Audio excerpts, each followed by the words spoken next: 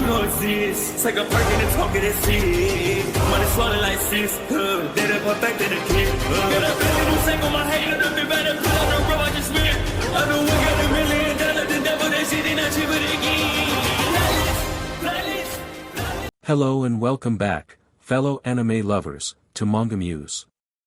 I am delighted to have you join us once again in the world of fanfiction and fantasy. This is the second part of What If Deku Meets My Little Pony? Special note, this fanfic is written and a masterpiece of Demon Heart 12 on FANFICTIONnet. Do check and support the author too. Now smash the like, share and subscribe button for more. Also press the bell icon so that you never miss such great parts. Thanks for the introduction. Now let's dive into the world. Izuku ran as fast as he could to the beach. He didn't want to disappoint All Might. The hero was taking and dedicating effort to train him, so it would really rude to at least not be there on time. The boy looked at his watch and saw it was 5:50. 2 minutes later, he was on the beach panting for his breath, when he heard a voice from behind him laughing, "There, you are my boy. I hope you didn't wait too long for me to arrive." Izuku shook his head as he said, "No, All Might, I got here just a minute ago." He then looked around and saw the beach of garbage from the shoreside even to the water. He scratched his head as he said, "Is there a reason why you picked this location among all places there is?" The man laughed a little as he said, "Perceptive as ever young Midoriya, I picked this place because you are going to clean it up, and return it to its former glory." Izuku looked around, and asked, "But why? I mean, can't we use some of the gyms in your agency? It seems more efficient this way." The boy finished as he thought about training at All Might's hero agency. It was a dream go true. It was really awesome to think his idol training him at his agency.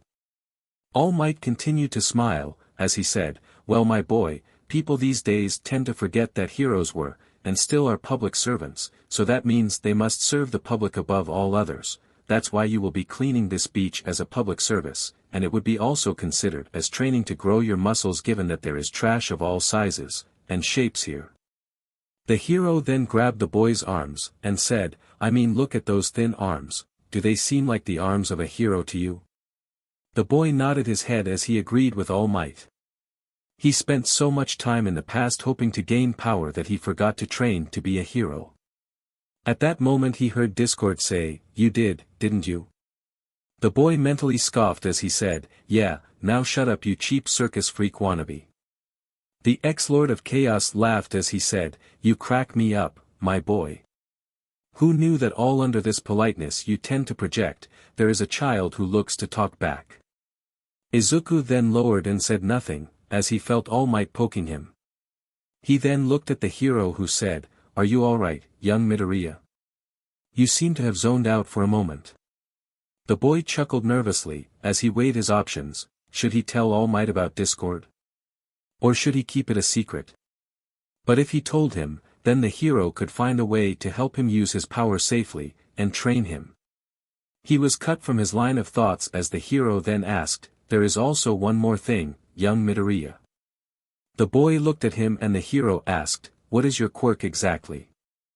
I need to know, so I can add training to my plans. That way you can build up muscles and train your quirk at the same time." The boy then said, "Well, my quirk you can call it Chaos. The hero looked at him, and said, "Can you explain it further?" Discord then said, "Let me explain it. I know it more than you do." The boy wondered how, but Discord answered, "Even though I'm considered powerless, I still can affect my surroundings, and one of them is appearing on the surface of the water." The boy panicked as he thought about telling All Might the truth of his powers, but Discord said, "They're going to know one way, or the other, so stop panicking and take a deep breath." The boy took a deep breath and looked at All Might saying, "Look, All Might, I can't explain it myself, but I know someone who can. So can you please follow me?" The boy walked toward the water as the hero followed him intrigued. When they stopped in front of the sea, the hero asked, "Where is that person who can explain?" The hero then saw the young man pointing to the water, and when his eyes landed on it he saw a figure which looked like a combination of many animals. He then said, "Is that him?" The boy then said, sadly, "Yes." The hero then looked at the figure, and said, "Hi." Discord then said, "Hi yourself." He then dismembered himself as he stretched his body, and said, "I bet you have a lot of questions, mostly who I am, what is this quirk that the boy has, and how does it work?" The hero nodded his head, as the ex-Lord of Chaos said, "Well, for starters, I'm called Discord, the Lord of Chaos, or ex-Lord for that matter." Before the hero can ask him what he means, or how he can hear him talk in the first place, I'm going to show you a small video that explains who I am, and how I ended here. A projector then appeared in the water, and a film rolled showing Discord's entire history. When it finished, the hero said, "You tried to take over his body."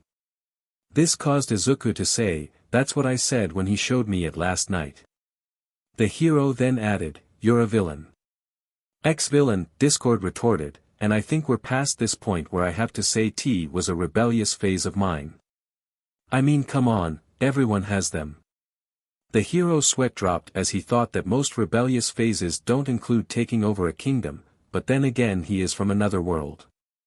Discord then said, "Drop the transformation. I know you can barely hold it." The hero chuckled awkwardly as he turned into his smaller form, and then said, "This was enlightening to know about your history, Discord, but I have to ask, what is chaos and who can I help young Izuku train in it?" The being of chaos then hummed as he said, "No need for your help in the training per se, but you can make a schedule, so my training with his powers won't cross yours with his body." And before the hero can object, I mean, I did have these powers for hundreds if not thousands of years. The hero nodded, understanding what he meant, but then asked another question, how can he access it? I mean, how does it work in the first place? The hero then saw Izuku deflate as he said, "To access chaos, I have to collect chaos energy, but to do that I have to take from places that chaos exists in other words, wherever there is a crime, I can power up." The hero understood why the boy was down, but then buffed up saying, "Young Midoriya, while the way to collect said energy seems wrong, you are ignoring a very important thing." The boy looked at him wondering what did he miss as the hero explained, "Your powers allow you to detect where chaos energy exists, correct, but that means that you can feel when crimes happen, so it means that you can go there before any pro, therefore, helping many people as possible." The boy thought about what All Might said and smiled. He was right, since he can feel chaos energy, that means he can know where the crime is happening, so he can go there and help. Discord meanwhile gave a thumbs up to All Might for helping the crybaby get over himself. The hero then deflated as he said, "Young Midoriya, why don't you start collecting trash while I talk with Discord about your training?" The boy then stood up and began to collect trash while the hero talked with Discord. Half an hour late, Discord yelled in his head, "We're finished." The boy then ran over to All Might, who was brandishing a huge manual, as he said, "Look here, young Midoriya, from now on this will be your training program, and don't worry, everything will be included." The hero then gave him the manual as the boy read it, and to say he was shocked would be an understatement. The manual included everything from training with the hero to Discord, and even his sleep and food. "Wow, it's so detailed," Izuku said in astonishment. The hero chuckled a little, as he said, "Well, thank you, young Midoriya. I like to call the American training program to become a hero. Now on today you'll start with meditation, and trying to activate your quirk, so to speak, while I work the finer details in the plan." Izuku nodded his head, as he sat down, and tried to meditate with Discord's help, while All Might sat and read his plans. 3 weeks later, the boy have managed to start cleaning the beach and was making slow progress in growing his muscles, but he wasn't getting any closer to grabbing chaos energy. Even though he felt, he had no idea how to grab it. He was thrown out of his meditation as he asked, "Discord, are you sure I'm not doing wrong?" The chaos being sighed as he answered, "For the 100th times, you're doing it right, but you can't force it into your body." The boy frowned as he asked, "What do you mean?" "I mean, you need to feel it. It has to come to you. Chaos is a tricky substance. It's a primal element of this world. You can't force something so primal to come to you, you have to feel it, then it will be collected. The boy then started to meditate again, as he tried to feel the chaotic energy. He cleared his mind and took a deep breath. He then began to feel it like he always did, but instead of forcing it into his body, he allowed it to naturally move around him. Moments later, he felt it. His body was being energized, so he opened his eyes, and saw chaotic energy swirling between his hands and entering his body. He looked at Discord, and cheered, "I did it. I really did it."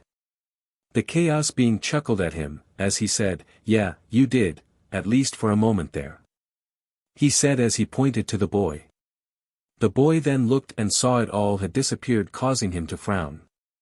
"Don't feel bad, it will take you another week or so before you have the hang of it." He then looked at his clock as he said, "Now start running, and just like I told you to try to feel it."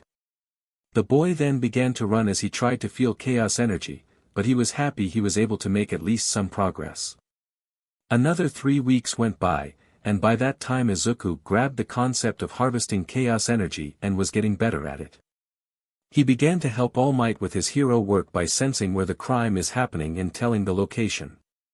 The hero would often joke about Izuku being his own personal crime alarm, to which the boy felt honored and cried a river, making both Discord and All Might wonder if he had some type of water-crying quirk that was unknown.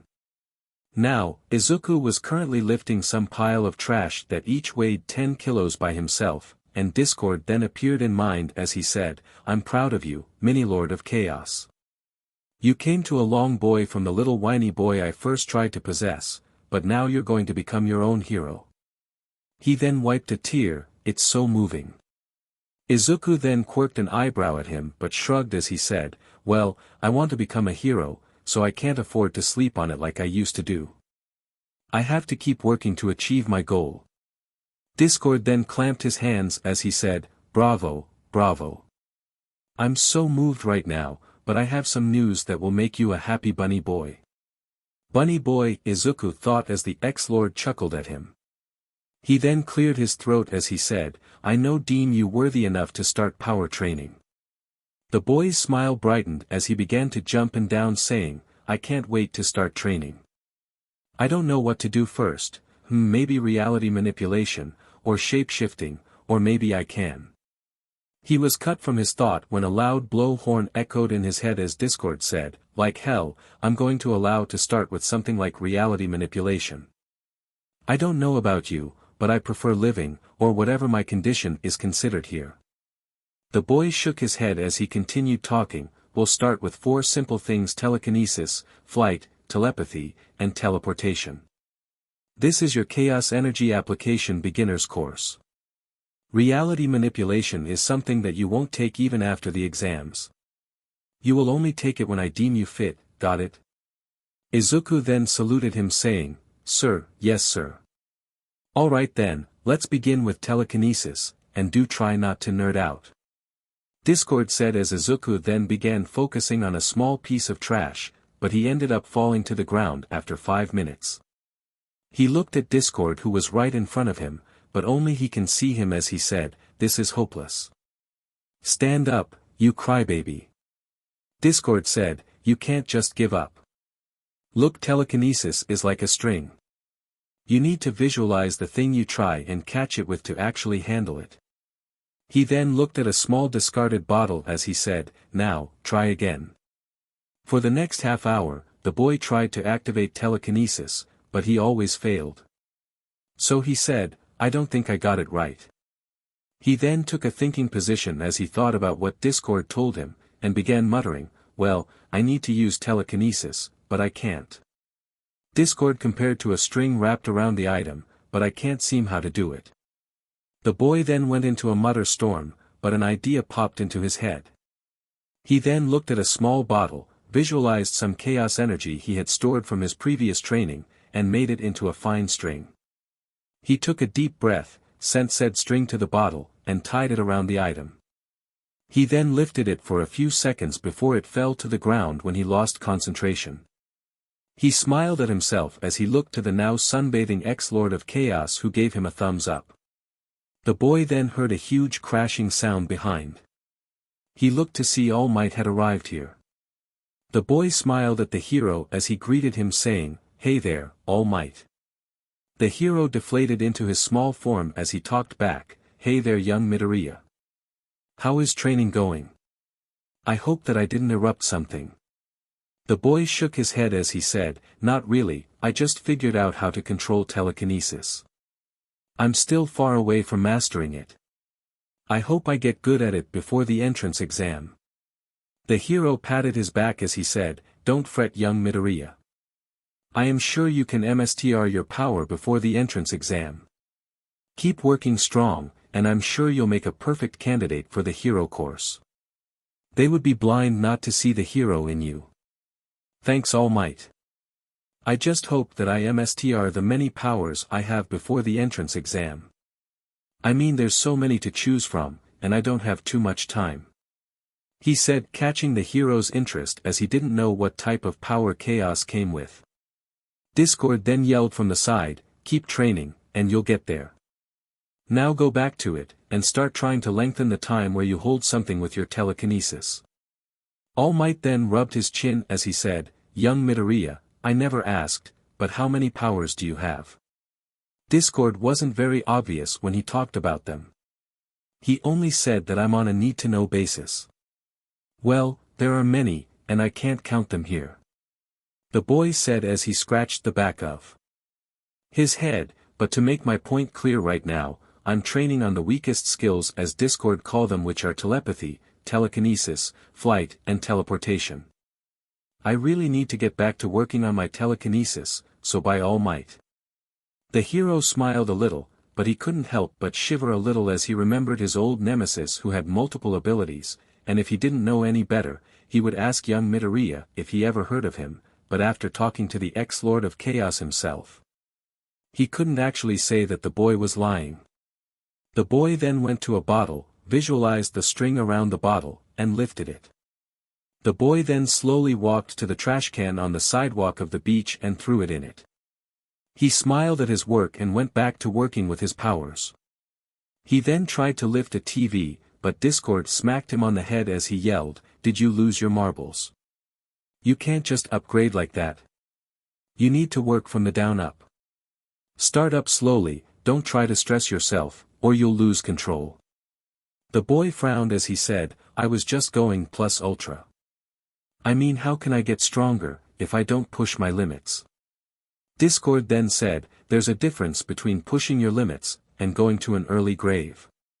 "What's the difference?" the boy asked, making the being of chaos facepalm, but he then said, "The difference is that while the first you push your limits to a reasonable degree, the second is you put your health in danger.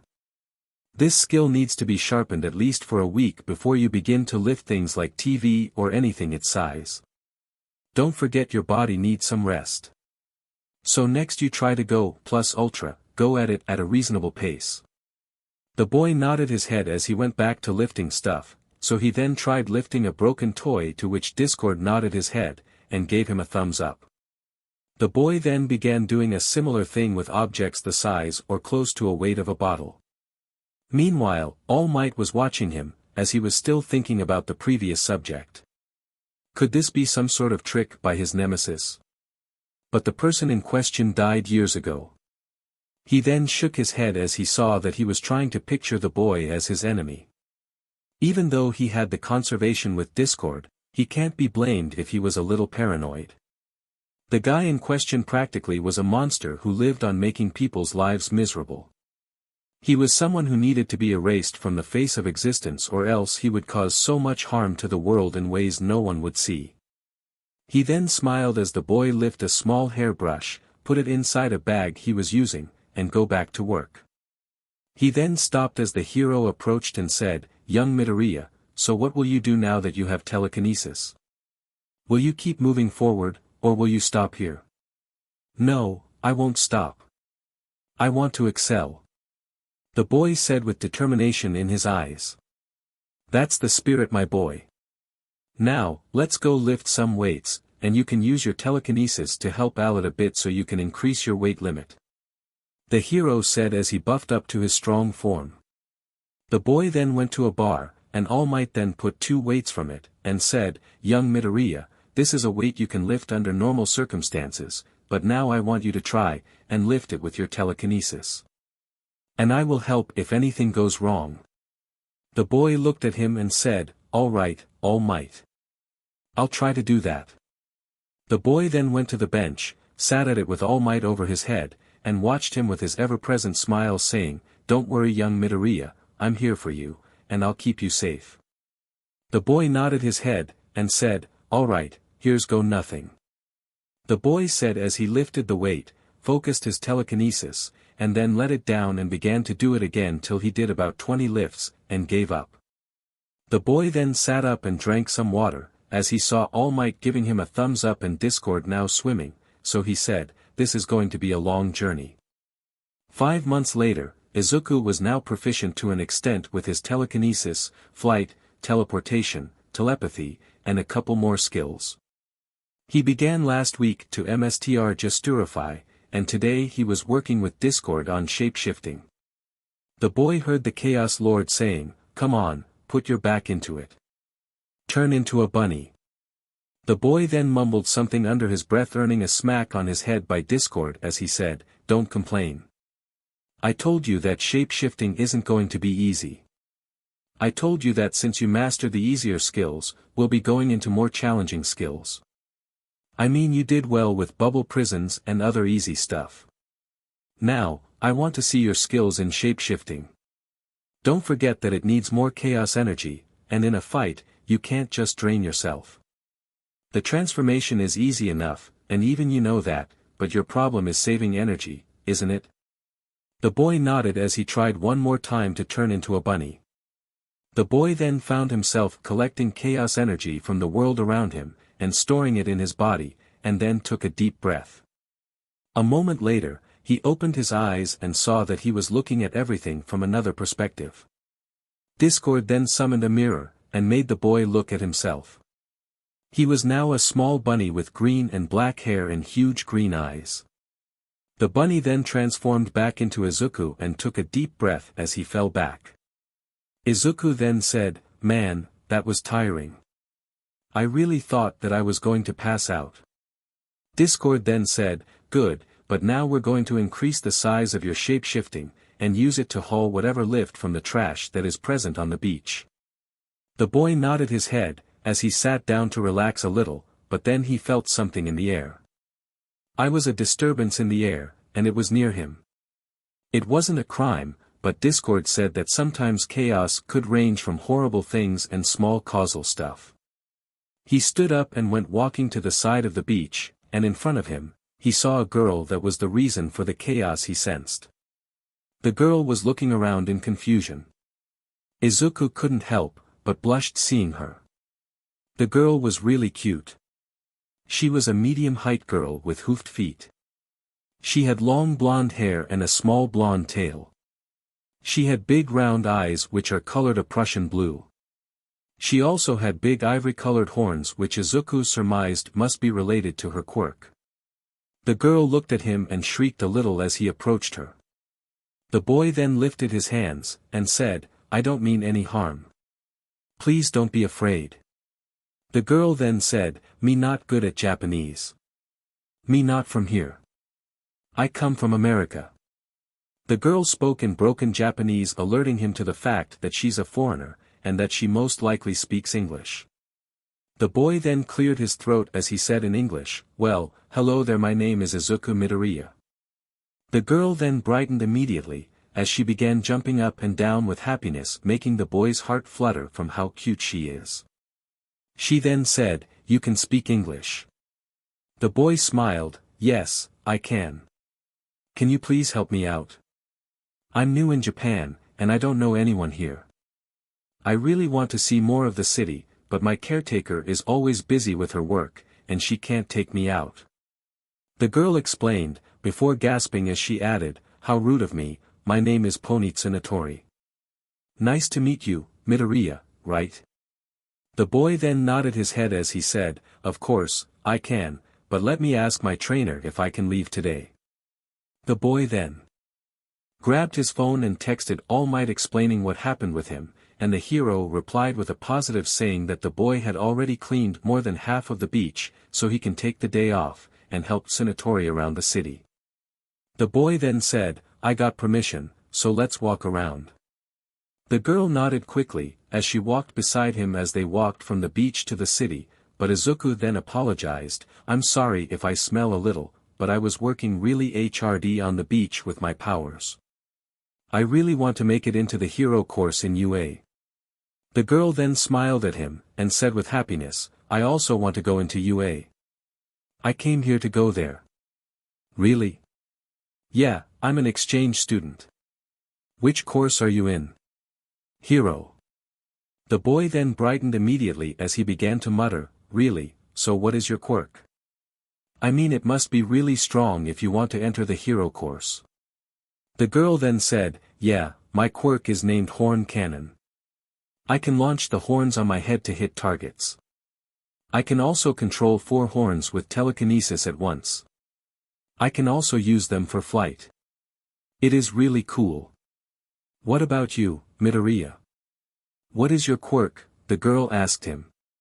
The boy then said, well, my quirk is named Chaos. It allows me to collect some type of power I like to call Chaos Energy. This statement was yelled at by Discord, who refused his ideas to be claimed by Izuku to impress some girl, and I can use this energy into a multitude of ways. The girl tilted her head as she asked, what can you do? The boy felt his heart melt as he looked at her expression, but then answered quickly, well, I can do a lot of things with it, such as telekinesis, telepathy, flight, teleportation, pyrokinesis, cryokinesis, element control, and many more. The girl stared at him blankly as she then said, your quirk is so awesome. I mean to do all those things. This seems awesome. The boy then scratched his cheek, as he said, it's not really all that awesome if you know where the power comes from. Where does it come from? The girl asked. It mostly comes from any place that chaos occurs in. I mean any place that crime happens in, or something as simple as getting lost like you were, I can collect it and use it. The girl then hummed a little as she thought about it a little, I still think it's cool though. I mean if you can feel it you can reach the place, and stop the crime. The boy smiled, remembering All Might's words from a couple of months back when he told the boy that this ability can be used wisely if he masters the ability to sense it. The boy looked at the girl, and said, thank you, Tsunetory. The girl smiled at him, and then they began their walk around the city. They walked to the mall where the girl did window shopping. They then went to the park where he told her a couple of stories from when he was still a young boy, and how he used to play in the forest beside the park, and finally, after a long tour, they had lunch in a restaurant. After they finished, the girl looked at her watch and frowned, and said, it's already noon. I have to go back home. I wish we could talk more, Midoriya. She then had an idea as she took his phone, typed something in it, and said, it was really nice to meet you, Midoriya. Here, I typed my phone number on your phone, so we can talk later, and also. The girl began to kick the garble on the ground, can you teach me Japanese? The boy then smiled at her, of course, I would like to help Tsunetory, if you want we can train together on the beach too, that way, we can become stronger for the entrance exam, and enter the hero course together. The horse girl then nodded her head as she said, that's really nice of you, Midoriya. See you tomorrow here. The girl then went back home, while Izuku realized that he just invited her to train with him and All Might. Discord then said, nice. You didn't stutter with her. What's the occasion? The boy blushed as she said, well, I think it's thanks to this ability giving some form of confidence. At least, that's the theory I have. Discord then shrugged, as Izuku then called All Might, and explained what happened. The hero didn't mind it much, as he explained that he has no problem helping the young girl train with him and that he'll work on a program for the girl to use. And for that day forward, Tsunetory joined Izuku training on the beach while the latter began to teach the former how to read Japanese. They also increased the control of their quirks. For Pony, she increased the number of horns she can launch from her head, and increased the number of horns she can control in the air, and Izuku, also managed to increase the scope of his abilities and even managed to convince Discord to let him learn the basics of reality manipulation, but he didn't let him try it, since he said he will only train him in it after the entrance exam. Right now, Izuku was on the beach with a small All Might talking with him. I'm really proud of young Midoriya. I mean, look at you, 10 months about you were nothing, but a small crybaby. Now, you changed entirely. If I didn't know you I wouldn't have believed that you're the same person I met months ago. The boy then smiled, and said, thank you, All Might. I'm really excited about the entrance exam, and I can't wait to get there. I really wish I do good on it. Well, I believe that you're going to do good, young Midoriya. All Might said, hoping that the boy will meet his successor during the exam, and he knew that both of them will get along with each other immediately. They then both heard a voice calling out for them. They looked and saw Pony running toward them. Hey Midoriya. Hey Mr. Yagi, how are you today? The boy blushed a little as the girl talked to him, and All Might laughed at the boy's reactions as he said, good morning, young Tsunatori. I'm fine today. I hope you are ready to go to the exam. I have high hopes for both of you, and I know that you're both going to enter the hero course and make great heroes. The girl nodded her head repeatedly as she said, yeah, I'm really ready. I'm going to totally kill it today. The girl still remembered the strong training she had, and she was really positive about today. She believed that today was going to be easy. She was sure that she was going to do great in the practical exam. That only left the theoretical exam, but she was sure that she was going to do great in it. She then looked at Izuku, and said, Midoriya, are you ready to go to the entrance exam? I'm really excited, and I'm sure that we're going to do great. The boy nodded his head, smiling at her excitement, but also couldn't help but feel a little bit worried that something would go wrong, and he would fail. Pony saw this, and smacked the side of his head with one of her horns as she said, no worrying now, Midoriya. I know what you're thinking, and I'm telling you right now that you're going to make it in the hero course. The boy's eyes widened, but he then smiled at the girl, and said, thank you, Tsunatori. That's really nice of you to say. I believe that you're going to make it in too. All Might then looked at his phone, and said, now, I believe that you two should seriously begin making your way to UA, because you still have about an hour before the exam begins. The two nodded their head, walked to the train station, and took the ride toward UA. They sat in silence as they waited for the ride to end. When they finally arrived, Pony grabbed Izuku's arms and dragged him like a ragdoll, with the boy flailing, trying not to hit anyone. The future hero students then stood in front of UA, as they both gaped at the huge size of the place, and Pony said in her native language, DMN, that's a huge place. How much does it cost? The boy only shrugged. She said, I don't know, but most likely it seems that it must cost a fortune to be in this place, but this is UA, and their motto is plus ultra. So it's, go big or go home. The girl giggled a little as she said, yeah, I suppose so. She then grabbed his arm as she said, let's go in then, no need to wait anymore. Both of them were then startled as someone shouted at them saying, get the F out of the way, Deku. Izuku and Pony then sighed and looked at the source, and they both saw Bakugou, who was wearing his usual scowl, and Izuku greeted him, hi, Kaken. Shut the F up, Deku. He then looked at the girl holding his hand, and asked, who's this? Your girlfriend, didn't know someone was desperate enough to date you. The girl then blushed furiously, but by the time she opened her mouth to talk, Bakugou was already gone. She looked at Izuku, and asked him, is that? Yeah, that's him, but he seems in a good mood today. The girl frowned as she said, don't let him walk all over you, Izuku. Pony then grabbed his arm, and dragged him inside the school property as a girl with chestnut-colored hair watched both of them with a blush on her face, thinking that they were a couple. As Pony dragged the boy, Izuku thought, well, here I am in UA. I have to do my best to become a hero. It's now or never. The two hero course contestants walked through the huge facility as they searched for the debriefing hall where they will be told what they are going to do today, and where will they go to take their tests. Izuku looked and saw a huge room, and grabbed Pony's arm as he dragged him inside the room. The girl smiled as she said excitedly in her native tongue, "I can't wait, Izuku. I'm so excited about the test. This is so cool. My mommy studied here in UA and became a hero. I hope I can make her proud." The girl finished grabbing Izuku's attention since he didn't know that her mother was a hero, so he manifested his notebook and pen. "So Pony, can you tell me who your mother is?" the boy said as he readied his pen to write down her quirk and analyze it.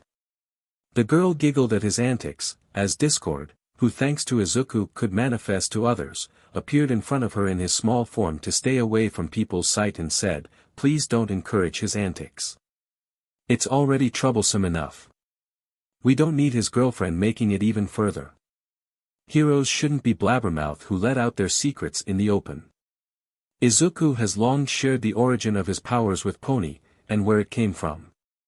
To say the girl was shocked would be an understatement, but that didn't change the girl's mind about the boy as he told him during their training sessions that he would make a hero regardless if he had powers or not. Pony, who now had a huge blush on her face wondering why everyone they met thought they were a couple, said, "First, we're not a couple." Discord only snorted and added, "Yet." The girl carried on saying, "I think it's cute when he mumbles." The boy who was on the sides had his face turn into a bringing mess, as he couldn't handle this anymore, and so was the girl who just realized what she said. The girl then answered his earlier question saying, "My mommy is the American hero known as Cow Lady." The boy's eyes widened, as he recalled her from one of All Might's team-ups in his early days back in the USA. He then said, "That's so cool." He quickly began to write in his notebook as the girl giggled. The lights in the entire hall then went out, as a single light was now beaming to a desk at the beginning of the hall.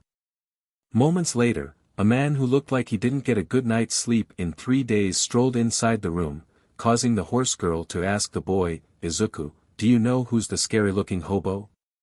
The boy shook his as he looked at the man that he couldn't help, but feel that he knew from somewhere, but he couldn't remember where. "No, I don't think so, or at least I can't pinpoint where I saw him." The girl was shocked since she knew that Izuku knew about every hero there including ones from outside the country. A cough drew everyone's attention as the homeless man said, "Good morning problem children." This caused more than a few eyebrows to be raised at the odd naming. "Right now, you're all going to the theoretical part of the entrance exam, before you all go to the practical part. The rules to the theoretical part are simple for all of you. The test is 1 hour, all of you will keep your eyes on your own paper, you are to keep quiet at all times. If any one of you has a quirk that helps them in this, there's nothing we can do about it, and most importantly if any of you as so much try to look at your neighbor's test, both individuals will be kicked out." And with that, the man walked away from the students leaving more than a stunned individual. The students were then divided into multiple groups to go to the theoretical exam. When Izuku reached his room, a huge smile broke on his face as he saw the ghost hero, Ectoplasm. He took the test from the man and began to do his test as Discord talked with him in his mind trying to help him. "I think the correct answer for question 88 is C. Discord said trying to help the boy with his test. The boy then looked at his test and saw that he was close to finishing, so Discord then decided to ask, "So when are you going to ask the girl out? I mean it's clear that she likes you, and most importantly you like her." The boy blushed heavily as he continued to write his exam as he replied to the ex-Lord of Chaos, "It's not like that.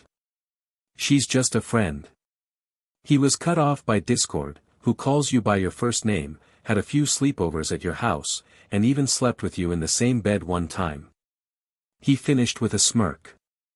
The boy right now resembled a human strawberry drawing Ectoplasm's attention, but when he noticed who the boy was, he simply shook his head.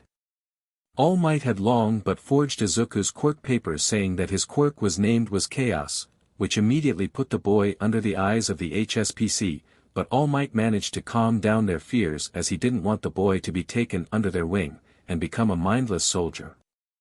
The hero knew the entire truth about the boy's quirk, so he simply considered it as something between the two Chaos users. When the test was finished, the boy went and handed out his exam to the ghost hero asking for his autograph, which the hero did. Turns out, contrary to his scary-looking appearance, the ghost hero was a nice individual, albeit a little strict, but nice nonetheless. The boy then went to the same hall that he was in before, waiting for the explanation for the practical part of the test. He was hugged from behind by Pony, who asked him, "How did you do, Izuku?" "I did really great." The boy smiled at her, as she disengaged from the hug and looked at him. "I did great. I think I might be able to get a full grade." The boy then puffed his chest in a rare show of power as the girl couldn't contain her laughter at his antics. The girl then pouted as she said, "No fair, Izuku. You have Discord to help you out during the tests. The guy lived for thousands of years. He already has so much knowledge about everything." The ex-lord then appeared in his mini-form saying, "Guilty as charged." The two then began to laugh as the boy looked away with a pout on his face, but a harsh thud beside the boy caused Discord to disappear.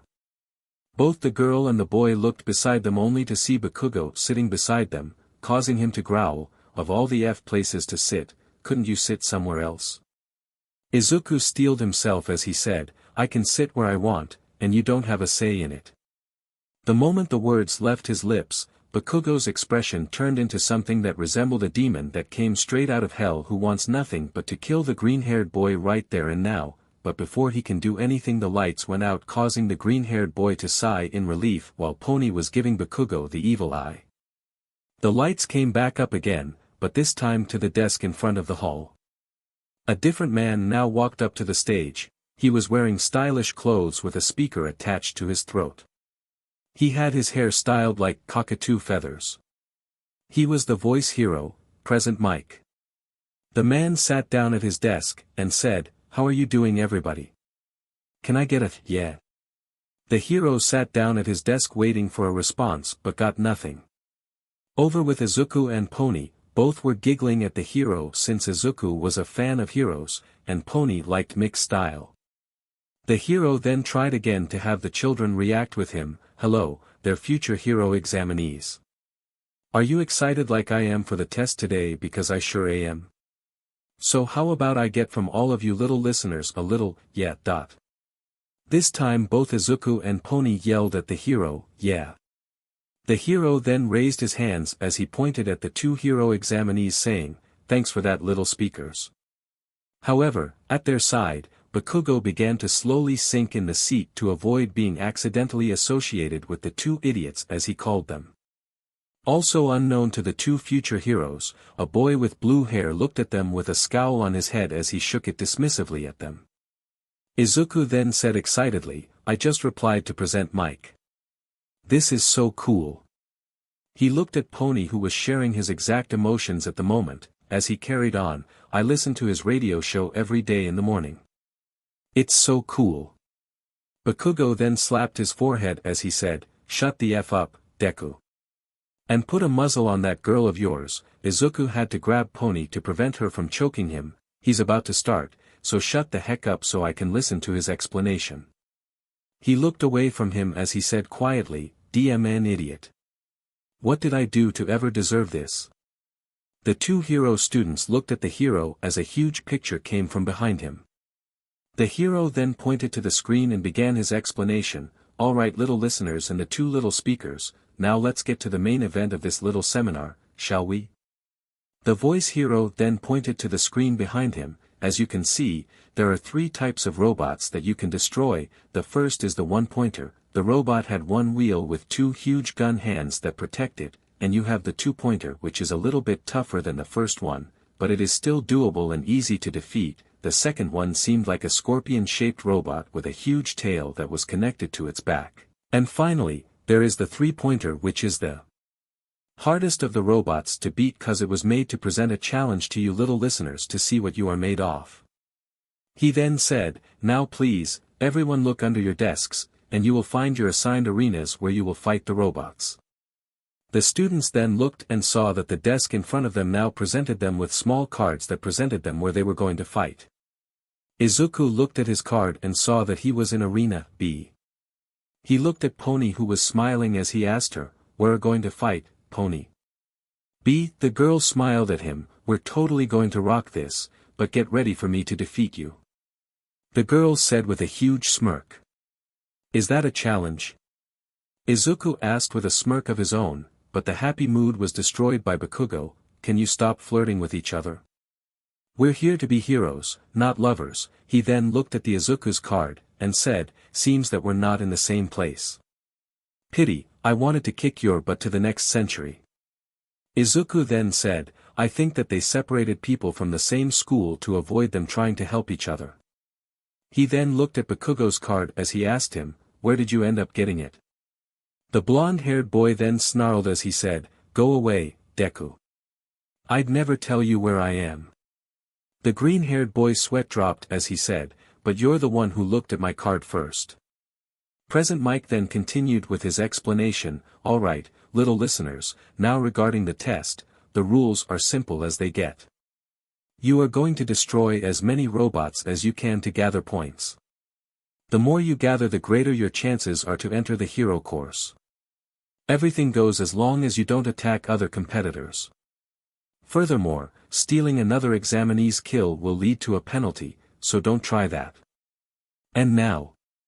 The voice hero was going to add something, but he was stopped by a boy who raised his hand saying, "Excuse me, sir, can I ask you a question?" The boy looked like a robot since his posture was extremely rigid, and he was chopping his hand in the air like a robot. He was wearing a brown jacket and rectangular-shaped eyeglasses. The voice had his eyebrow twitch cause he was interrupted mid-explanation, but he put a smile on his face as he looked at the boy, and said with a chipper voice, "Alright, examinee 7111, shoot your question away at me, and let's see if I can help in any way possible." The voice hero finished as the boy nodded his head. The boy then stood up and held the pamphlet that the school gave them to read about the robots in the test as he began speaking. "First off, I'd like to ask about the fourth robot that was represented in the presentation that you just gave. I didn't hear explain anything about it, and I don't see anything about it in the pamphlet here, so I must ask what it is." This should be considered a huge mistake on UA's behalf to forget about such a thing given how prestigious its reputation is.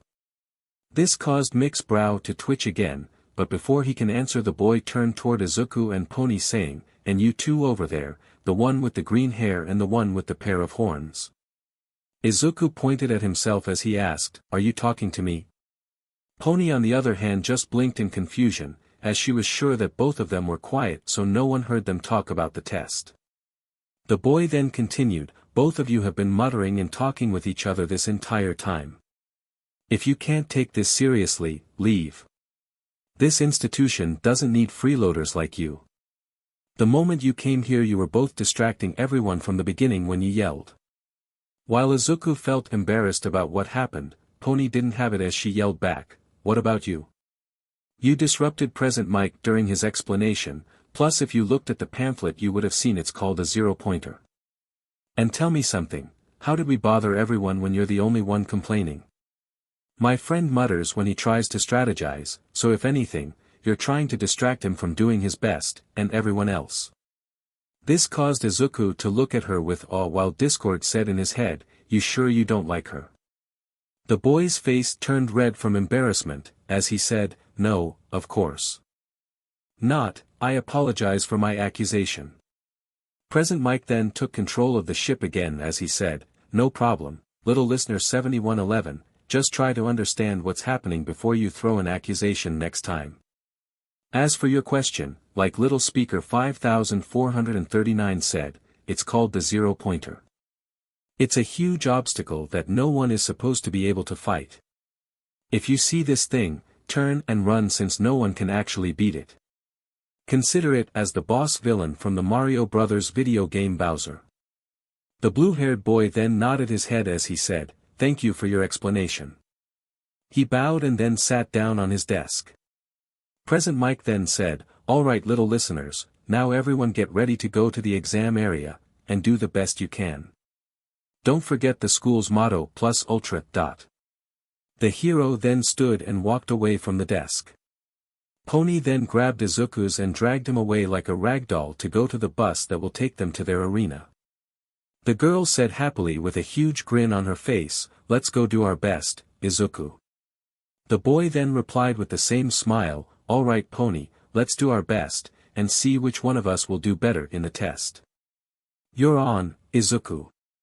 The girl replied excitedly, before adding, "And the loser will have to take the winner to buy ice cream." The boy chuckled at her knowing that the girl had some serious sweet tooth on her.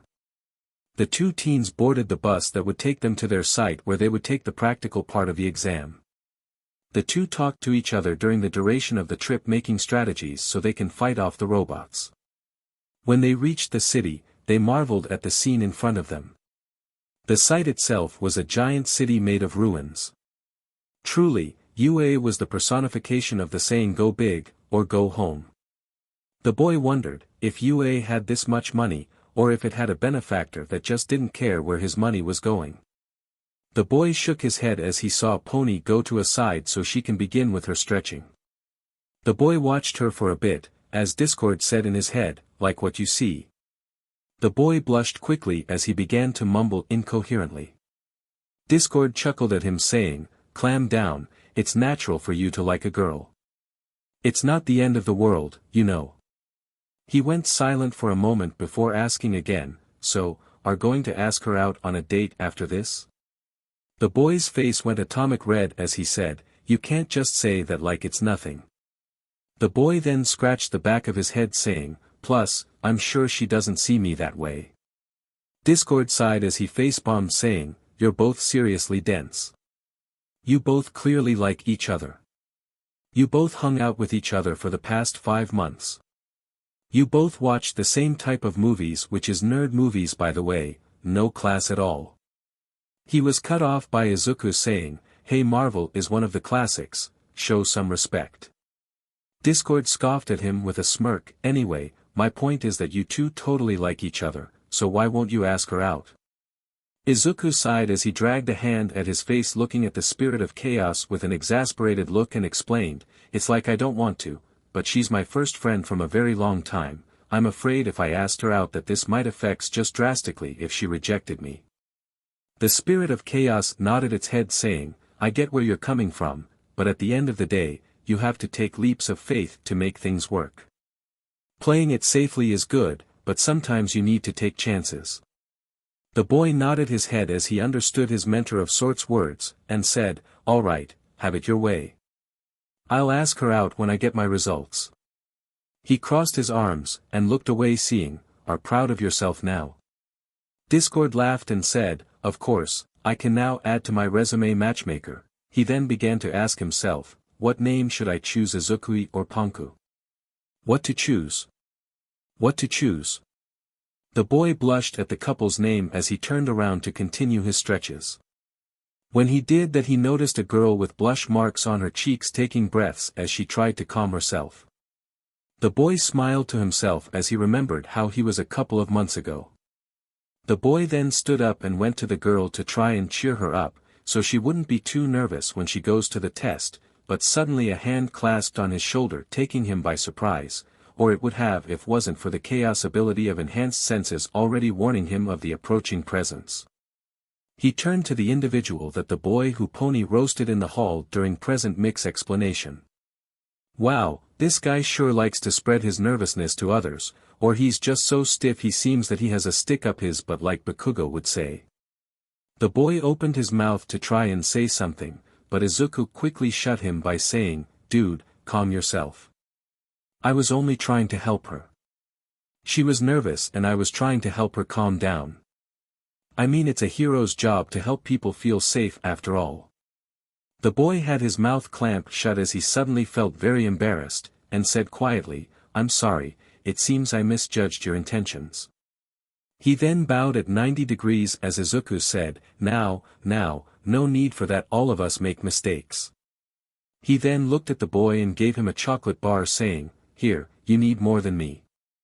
You seem nervous, eat it. It sure helps me when I'm nervous." The boy looked at the bar before taking and bowing another time saying, "Thanks for your kindness. I already know that you're going to be a great hero, and proved yourself to be my superior. I wish I can learn more from you. I don't think that a stick, but I think he's really earnest. Discord said, to which Izuku accidentally said, yeah, that seems about right, Discord. The boy looked at him, and asked, excuse, but who are you talking to? Izuku blushed before rubbing the back of his head and explained, well, you see my quirk is kinda sentient, so I was talking to it. And it goes by the name of Discord. The boy hummed as he said, that's interesting. I never encountered a sentient quirk before, but the world is full of wonders. The boy then gasped, and said, where are my manners? My name is Tenya Ida. It's a pleasure to meet you. Izuku Midoriya, and it's also my pleasure to meet you, Ida. The boy shook the other one's hand, but when he touched it, something happened. The boy found himself in a dark alleyway, where the sound of swords echoed. When he came back, Ida asked him, Midoriya, are you alright? You seem to have blacked out for a second. The boy shook his head, and said, no, nothing, just a bad memory.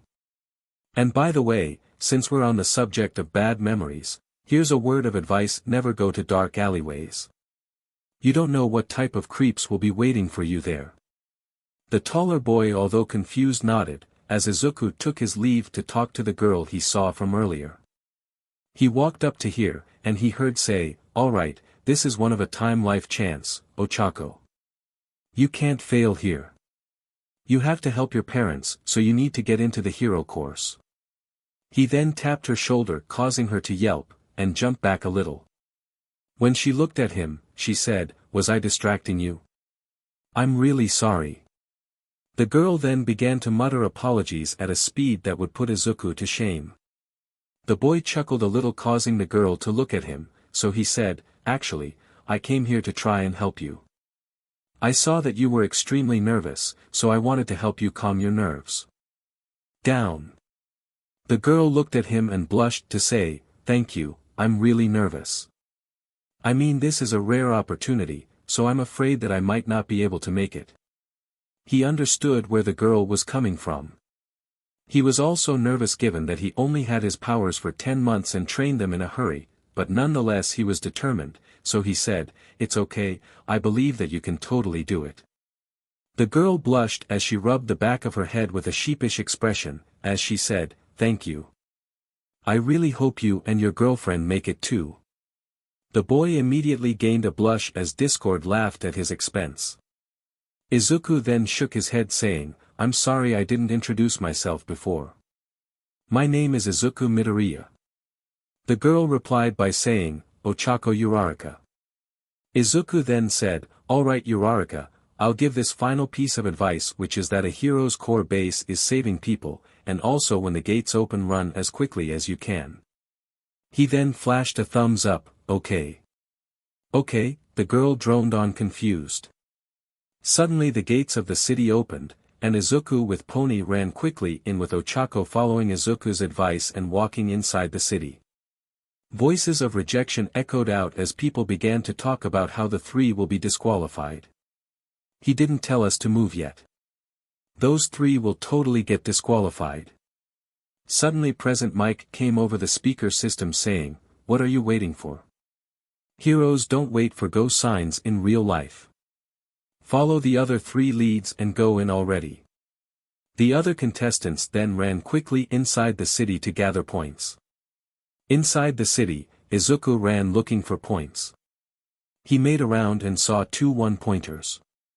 So he used all the chaos energy present in the entire test site and other sites and turned into a rhino. The rhino quickly ran and slammed his body inside the first robot, destroying it, before putting his horn through the other one. The boy then turned back into normal as he used his enhanced speed to run quickly through the area, and once again he found a robot, a 3-pointer to be exact. The boy smiled as he decided to use something other than his shape-shifting. He then used his magnetism as he said, metal meet magnetism. The robot then began to shrink on itself till it was nothing but scrap. The boy then ran again through the field before finding 3 2-pointers. The 2-pointer saw him, and they lifted their hands saying, target acquired, eliminate. The robots then throw their tails at him, to which he dodged. Izuku then tapped the tail, causing the robot contained to it to be cut in half, as one half was out in the open while the other was in a bubble prison. He then used his telekinesis to crush a robot's head. And finally, he used cryokinesis to burn the third robot. He then began to count on his hands. Alright, let's see, so that's 2 1-pointers, 1 3-pointer, and 3 2-pointers. So I gathered till now about 11 points. He then used teleportation to find new targets, leaving behind him a gaping audience, as one of them said, "Are we seriously going against a monster like this?" Back in the observation room, several people were watching the exams with interest. One of them then said with a calm voice, "It would appear that we have a promising batch this year." Another one then spoke in a SNSL voice, "Yes, and that makes me so excited." A tired voice then rang out as he said, "Please don't do that. We don't want lawsuits this year." A raspy voice then spoke up, "All the students are performing greatly, all things considered. Each is displaying impressive abilities." Another person then added, "Some are fighting with pure raw strength, and using their powers to the fullest." A screen was showing who was fighting robots with a huge maniacal smile on his face as he blasted robots away. Some are using the environment to their advantage. It now showed a frog girl using her tongue to lift robots and then throw them to the ground. Others are defying all the odds even though they can't much to the robots. It now showed a robot being shut down courtesy of a SWCH being shut off by an invisible girl. And then the tired voice said, "And then people are using the chaos of the exam to their advantage." He said as he pointed to Izuku, who blasted a robot with ice. "Like I said, a promising batch this year." The original voice spoke. He then smiled as he said, "Now, it's time for the true test." He then pushed a huge red button as he yelled, "Release the Kraken." Others looked at him with an exasperated look at his antics, but only shrugged because they work for him. Only one figure sat quietly as he said, "Now, it's the true test of a hero." Back in the ground, Izuku shifted from his wyvern form after he destroyed a 3-pointer, as he said, "Alright, and that makes it about 80 points. Good." He suddenly felt the ground begin to shake as he looked at the hulking monstrosity in front of him, as he said, "Seriously, who's funding UA? Killer Robots Incorporated." The boy then began to run away from the robot like the other contestants, but he then heard a faint voice that yelled, "Help." When he looked back, Uraraka was stuck under some rumble, unable to come from beneath them, with the 0-pointer marching toward her. The boy then ran toward her as he passed Pony, who yelled, "Izuku." The girl was shocked when he didn't reply, but then saw Ochako and decided to help him to free the girl. The boy then reached Ochako as he tried to lift the rumble. The girl saw him and then said, "Midoriya, what are you doing? That giant thing is coming. Go away, so you won't be hurt." The boy looked at her and said, "Never." The rumble he was trying to lift was budging a little as the giant robot came closer, but suddenly 2 horns slammed themselves into the rock as Pony said, "You seriously are stubborn, Izuku. Next time call for help." The 2 of them then managed to lift the rumble as they dragged Ochako away from the killer robot, but Izuku looked at it, and began to walk toward it as Pony said, "Izuku, what are you planning to do? What a hero does. I'm going to take out the threat. But that thing is huge. You could get hurt. And so could others, so that's why I have to take it down." But. No buts. The horse girl sighed, knowing that there was no changing his mind now, but only said, "Just promise that you will come back in one piece." The boy smiled at her, and said, "Don't worry, because I got this thing in the bag." The boy walked up to the 0-pointer. He knew that he had to stop it, but the problem was that he didn't have the slightest idea of how he was going to do it. At first, he thought he could use his reality-altering abilities, but given that he had no training whatsoever in this domain, he might as well throw a pick of dynamite into an oil well and hope that the well doesn't blow up into bits and pieces. He had then had an idea that might just work. It was crazy, that's for sure, but it had hope for it to work. The boy then began to absorb the chaotic energy that was in the field and the surrounding ones. He looked at the giant zero-pointer as he lifted his hand to the sky, causing a huge cloud to appear, and then used his weather manipulation to cause lightning to strike the machine. Back in the observation room, All Might sat as he watched Izuku and his successor fight the zero-pointer. In life, there is no merit in doing the right thing. No one will congratulate you, or give you a medal for it. However, for some people, happiness is for their help is all that they need to do it. Izuku then turned into a huge dragon as he breathed a huge amount of fire on the zero-pointer, managing to cause its armor to begin to melt from the intense heat. Discord then appeared in Izuku's head as he yelled, "Izuku, what the hell are you doing? You're overloading yourself, and that thing is still rolling on forward. You need to go away." Izuku then turned back into his human form as he began to condense the chaos energy into his super strength aspect, focusing it into his arms to help make one super punch. The boy then used his teleportation and was near the zero-pointer's head as he punched it, causing the huge machine to cave on itself. The boy smiled at his handiwork as he began to pass out, but he said, "That's totally worth it." The boy then allowed himself to black out as he felt something grab him, preventing him from dying. With all might, he then said, "Nothing is more appealing than self-sacrifice." He then watched both his successor and the ex-Lord of Chaos collapse to the ground after destroying the zero-pointer to save people. Back in the testing area, Pony just barely managed to grab Izuku from midair using her horns before helping him land on the ground. The girl sighed as she looked at Izuku's sleeping form. He seemed happy with himself. It wasn't like he almost caused her a heart attack not a couple of moments ago. Well, training could be a good way to get back at him, but now she had one thing to do. She hugged the boy and began to cry, telling him how she was afraid that he was going to die, earning a couple of weird looks given that he was unconscious and couldn't possibly reply, but she didn't care.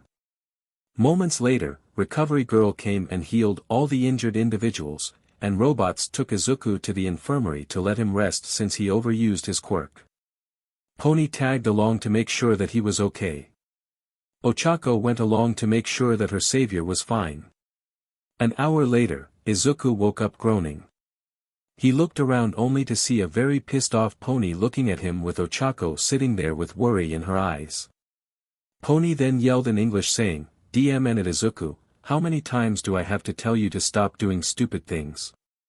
The boy scratched his head saying in Japanese, "As much as I had Discord tell me that I'm an idiot when it comes to social skills." The girl nodded her head saying, "Exactly, so stop doing it, okay?" The boy nodded his head, knowing deep down that he was going to break this promise very soon when school starts. He then said, "How many points did you collect?" The girl then smiled saying, 60 points. The boy then replied, 80 points. The girl pouted, "No fair, Izuku. You have all these powers, it's strong to keep up." The boy chuckled saying, "Well, a deal is a deal. So, I want a chocolate triple scoop please." The girl, although pouting, nodded her head. Izuku then turned to Ochako, "Uraraka, do you want to come with us? We're going to buy ice cream." The girl blushed upon being noticed, feeling like she was interrupting something, but said, "No, I just wanted to say thank you for saving." She then looked at her clock and said, "I really have to go now." The girl then took her to leave. Izuku then looked at Pony, "So, shall we go to earn my winnings?" The girl huffed as she stood up. Her tail was moving and wagging left and right. Izuku then said cheekily, "You know it's strong to take you seriously when your tail is acting like an excited puppy." Izuku then ran outside the room with Pony yelling, "I swear Izuku, I kick your butt. This the last time you compare my tail to a puppy." Recovery Girl could only smile as she said, "Young love. It's been a week since the entrance exam, and Izuku was waiting for the results. Every day, he would go down to the mailbox and check the letters to make sure they didn't make sure that it doesn't get lost. Finally, one evening when he had Pony over for dinner, the boy sat staring blankly over a piece of fried fish, causing Discord to say, "Hello, are you there?" The boy didn't respond, but then his mother said to him in worry, "Izuku, Izuku, are you alright? You've been at that fish for a while now." Pony then added, "I really think you should calm your nerves regarding the test results. I did receive mine. It's only a matter of time before you get yours." Discord then appeared on the tables, and said, "Tell him, sister. I've been trying to calm him down ever since he came from the exams, but nothing works with him. It's always going big, or go home." The boy silently muttered, "Come on, guys. I'm not that bad." He was answered by the three said in perfect sync, "Yes, yes, you are." This made him slump in depression as he said, "Even you, Mom." The door then rang, and it was their neighbor from the end of the hall saying, "Good afternoon, Miss Midoriya, but I think this belongs to you." She looked and saw that the man was holding 2 letters with UA's stamp on them. The women took it from his hand and began to thank him profusely. She walked inside the kitchen and she said, "Izuku, the results are here." The boy jolted from his seat, as he grabbed the letter from his mom, and looked at it. He looked at Pony, who smiled at him and took her from her pants. They both agreed after the tests that they would open their letters together. The two excused themselves and went into Izuku's room. Izuku asked, "So, how do we determine who opened his letter first?" The girl looked at him with a small glint in her eyes as she said, "Rock, paper, scissors, it's a method used to end disputes forever." The boy's sweat dropped at the serious expression she gave him but accepted nonetheless. They played 3 rounds, and Izuku lost all of them since he always used a rock, which caused Pony to win. The girl then opened her letter, and a small disc rolled from it. The disc displayed an image of a small rodent-like creature that seemed to stand on its legs. This caused the girl to be confused as Izuku then explained, "This must be the mind hero, Nizu. His quirk is high specs. He could make me look like a caveman learning how to use fire." This shocked Pony, but Nizu began to speak, "Hello there, young Tsunatori, I bet that you are wondering who I am, or to be more exact what I am. Am I a dog, a bear, or a mouse? Well, that doesn't matter, but I am the principal and my name is Nizu, like your good friend Izuku Midoriya must have told, and to him, I say, please don't sell yourself short, you're quite smart yourself, and no, this isn't live." This shocked both teens that he anticipated their discussion, but now let's get to the real deal, like you kids like to call it. For beginning, you did marvelously on your written test, scoring an 88%, which enabled you to gain a seat in general studies, but you aim for something higher, the hero course. In the practical, you managed to gain about 60 villain points, which were enough to earn you a seat in the hero course. But what kind of hero school are we if they only think about how strong you can punch? You also gained through various heroic acts about 60 recuse points, earning a total of 120 points, being the 3rd person to score higher than All Might this year. Miss Tsunatori, I'm excited to see you in school next semester. And by the way, the second one continues information about your dorm room and your class." The video ended as Pony looked at Izuku, and began to cry, saying as she hugged the boy, making him blush, "I made it, Izuku.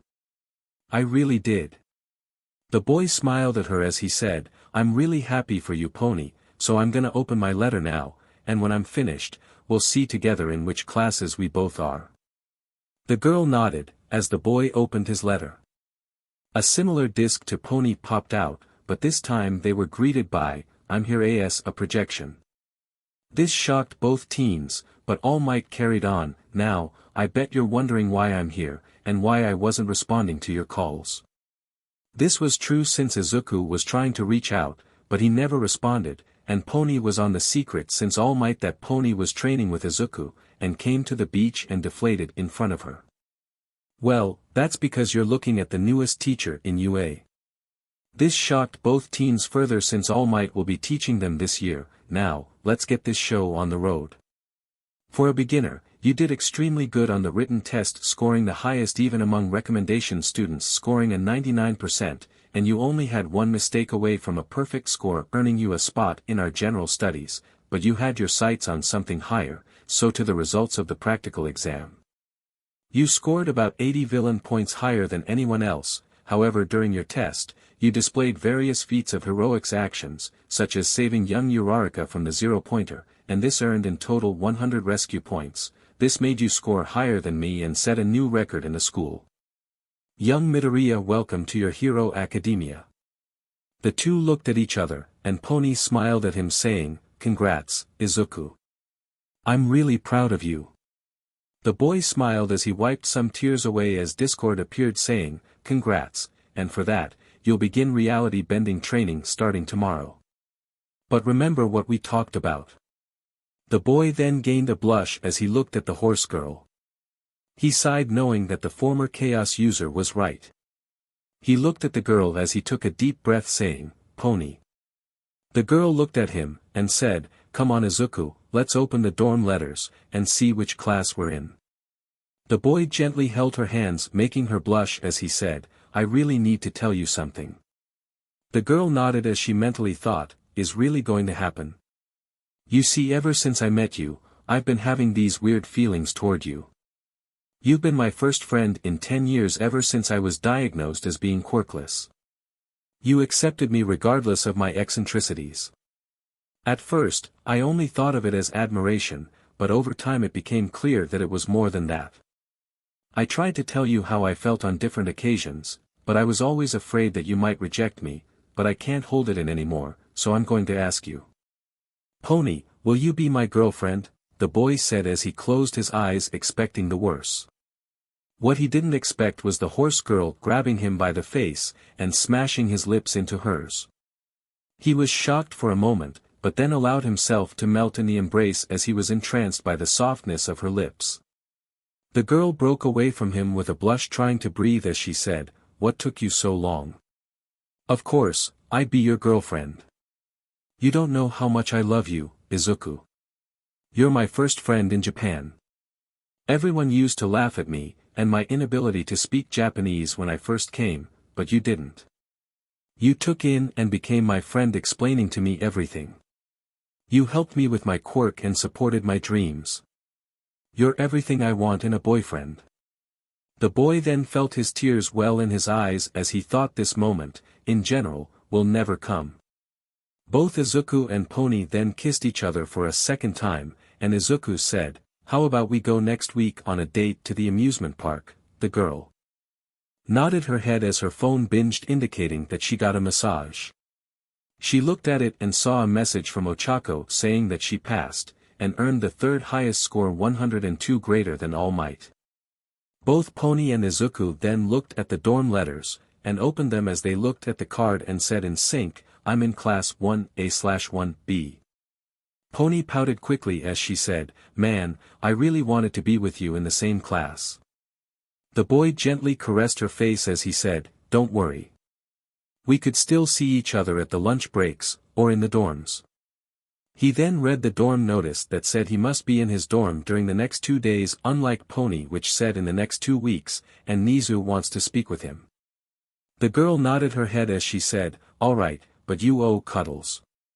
Both of them began to giggle as they left the room with Inko waiting patiently for the results as she asked, did you get in? The boy smiled at her as he said, of course, and I came first and destroyed the school record. Pony then added, I came in second, and also scored a mark higher than the original record. Inko felt her eyes stung from happiness, but the two still had more news for her as they both held each other's hand and held small blushes on their face as Inko's mind began to piece it together quickly. Izuku began speaking, Mom, Pony, and I talked for a little, and we're a couple now. The woman blinked once, then twice, and then a third causing both teens to worry, as Izuku said, I think we broke her. The woman screamed loudly as she said, my baby finally has a girlfriend, and then the waterworks began flooding the apartment. They spent the entire night celebrating their success, and their new relationship. In the Bakugou household, a certain young man was currently fuming with anger, as he looked at the results. He wasn't beaten by one person, he was beaten by 2 people, he was beaten by 3 people, and it wasn't like he was beaten by 1 or 2 points. The lowest difference was between him and some wretch named Ochako Uraraka who had 25 points more than him. The problem was that she wasn't even close to his villain points. She had 45 villain points, while he had 77. The only reason she got 102 was due to the 57 rescue points she earned. He fumed in his mouth when he read the rescue points. Who wants to waste their time saving some extras? Being a hero is about defeating the villains. No more, no less. But what angered him the most was that Deku and that horse girl had scored higher than him, so he yelled, "Deku."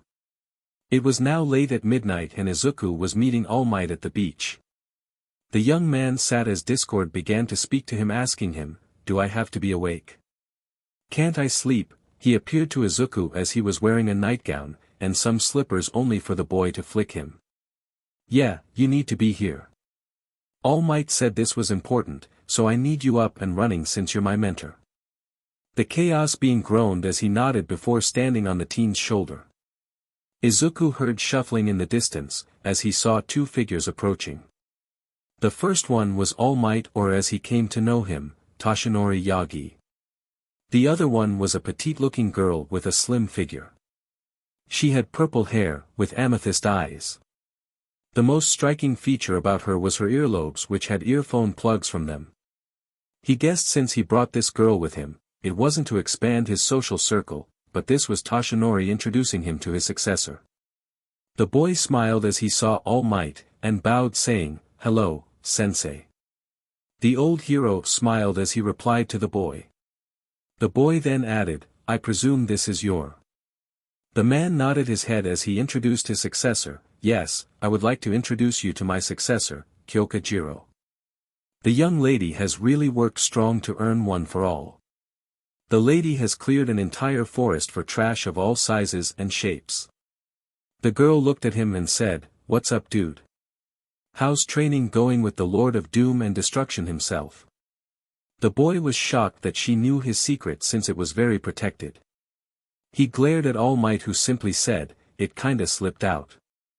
"Never mind, if I know about your secret, you should know about mine, but please don't tell anyone. You know how the government could become a little bit excitable." The girl nodded as she understood that if the secret came out it would him the world's biggest lab rat. All Might shook his head saying, "In any case, I'm here to congratulate you on passing the entrance exam with such skills. You came a far way from the tiny scrawny boy that I met on the rooftop to a person who can crush metal with his bare hands like tossing away a soda can." The boy smiled as Discord yawned with Kyoka copying his action, as he said, "Thank you, Yagi-sensei. You don't know how much that means to me." All Might chuckled warmly at how the boy looked up to him, before remembering he came here for a reason. "Young Midoriya, I actually came here to ask for your assistance in young Jiro's training." The boy looked shocked but nodded. "I tried to help and gave her advice before she went to the exam, but it didn't work out as I planned, and there might have been some injuries." The man then flinched as the girl poked him with her earphone jack saying, "Destroying my arms aren't some injuries." The boy decided to ignore this as he asked, "So what was the advice? Maybe, I can build something from there." The girl blushed as she turned her face away, remembering how embarrassing his advice was for a girl like herself. The man then said, "I told her to clench your butt cheeks and yell smash from the depth of your heart before she went to the exams." This caused both Izuku and Discord to stare blankly for a moment before doubling over with laughter as Izuku said through laughs, "Alright, that's funny. Yagi-sensei, now seriously, what did you say to her?" The boy noticed the sheepish look the older man was holding as he said, "Oh my goodness, you told her that, didn't you?" He laughed for a bit more before Discord poked him, telling him that a scary aurora is present. He looked at Kyoka only for her to emit a scary aurora. He saw once Pony emit when he accidentally pulled her tail. He gulped as he said, "Well, can I ask you, how do you feel when you use your quirk? How does it interfere with your regular quirk? How does it affect your body? How?"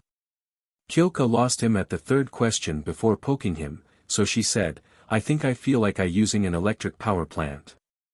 My regular quirk became stronger. For example, I usually burst amplified versions of my heartbeat through a speaker. Now, I can emit it through my earphone jacks, though it can only stun them for a moment. Okay, now regarding One for All, I need you to focus on activating it now, and try to do it all over your body, and decrease the power. The girl nodded her head as she began to imagine the power plant supplying an entire concert with energy, and she began to glow with purple lighting. She grunted a little before saying, "That's much like it. I think I feel better now." All Might interested asked, "How much do you think you can handle right now, young Kyoka?" The girl replied by saying, "I think I can handle about 5% right now." The old hero smiled and said, "I couldn't ask for any more." Izuku asked them, "All Might, why didn't you ask the spirits that usually accompany you?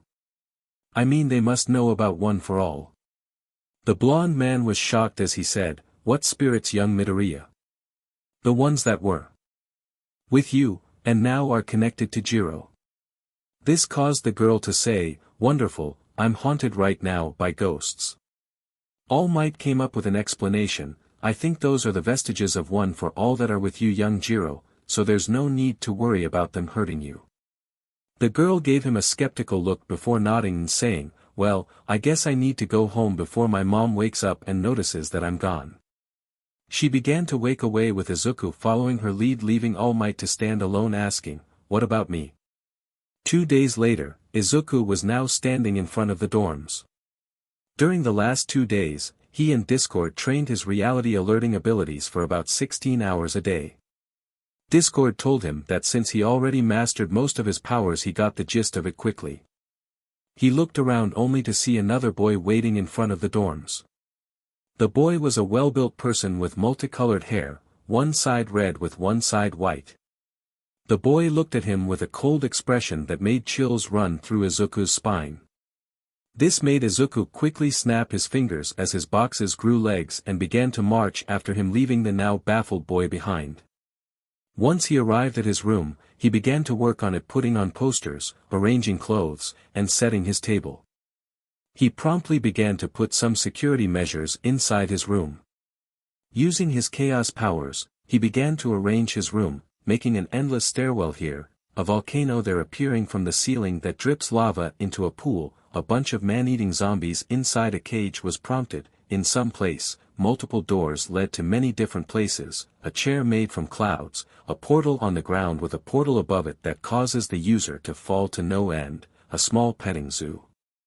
And lastly, a waiting room that looks like an underwater aquarium, and a huge forest maze with glowing eyes in it for intruders. He walked from inside his room, leaving it without attendants. He needed to put some more kinks for the room to recognize intruders and guests, but he didn't think it was necessary, right? He walked out of the room not noticing a yellow caterpillar walking inside it. He walked outside only to be greeted by a new face. The new person was a girl who had quite a mature physique.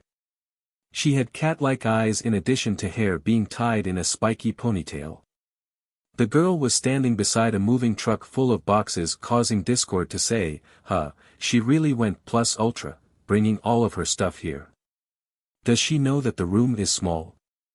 I mean, we were able to do all our stuff with reality and dimension manipulation."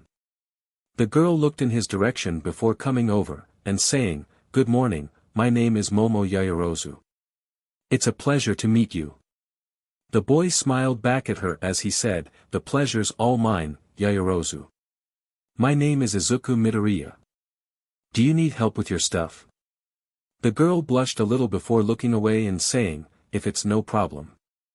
The boy smiled and snapped his fingers, making the boxes grow legs, as they began to unpack themselves manually, shocking the girl. She looked at him and asked, "What is your quirk, Midoriya?"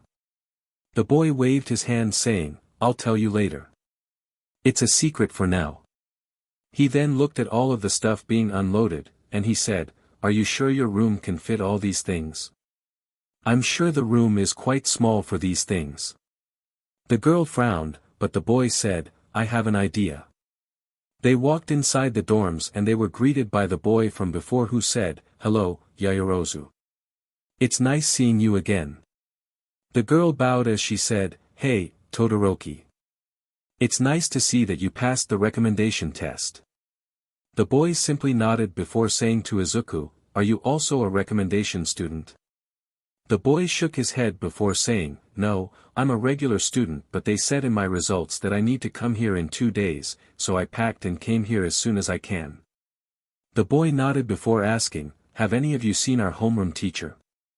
The two shook their heads as Todoroki said, "Weird, he said he was going to inspect our rooms. When he finished mine he went to Midoriya's room." This caused the boy's eyes to go side as he yelled, "He did what?" Izuku began to run to his room with the other two right on his tail, wondering what caused him to be so afraid. Once, the boy reached his room, he opened the door revealing a swirling portal that shocked the two. The boy then put his inside the portal and yanked something. It yanked a man with long black hair. He had a tired expression on his face, and seemed like he has been lost for weeks on end. On his neck was a gray scarf and he was holding a coconut. The man looked at the green-haired boy, and growled, "What the heck is that?" "My room. You did say in the letter we can decorate as we want."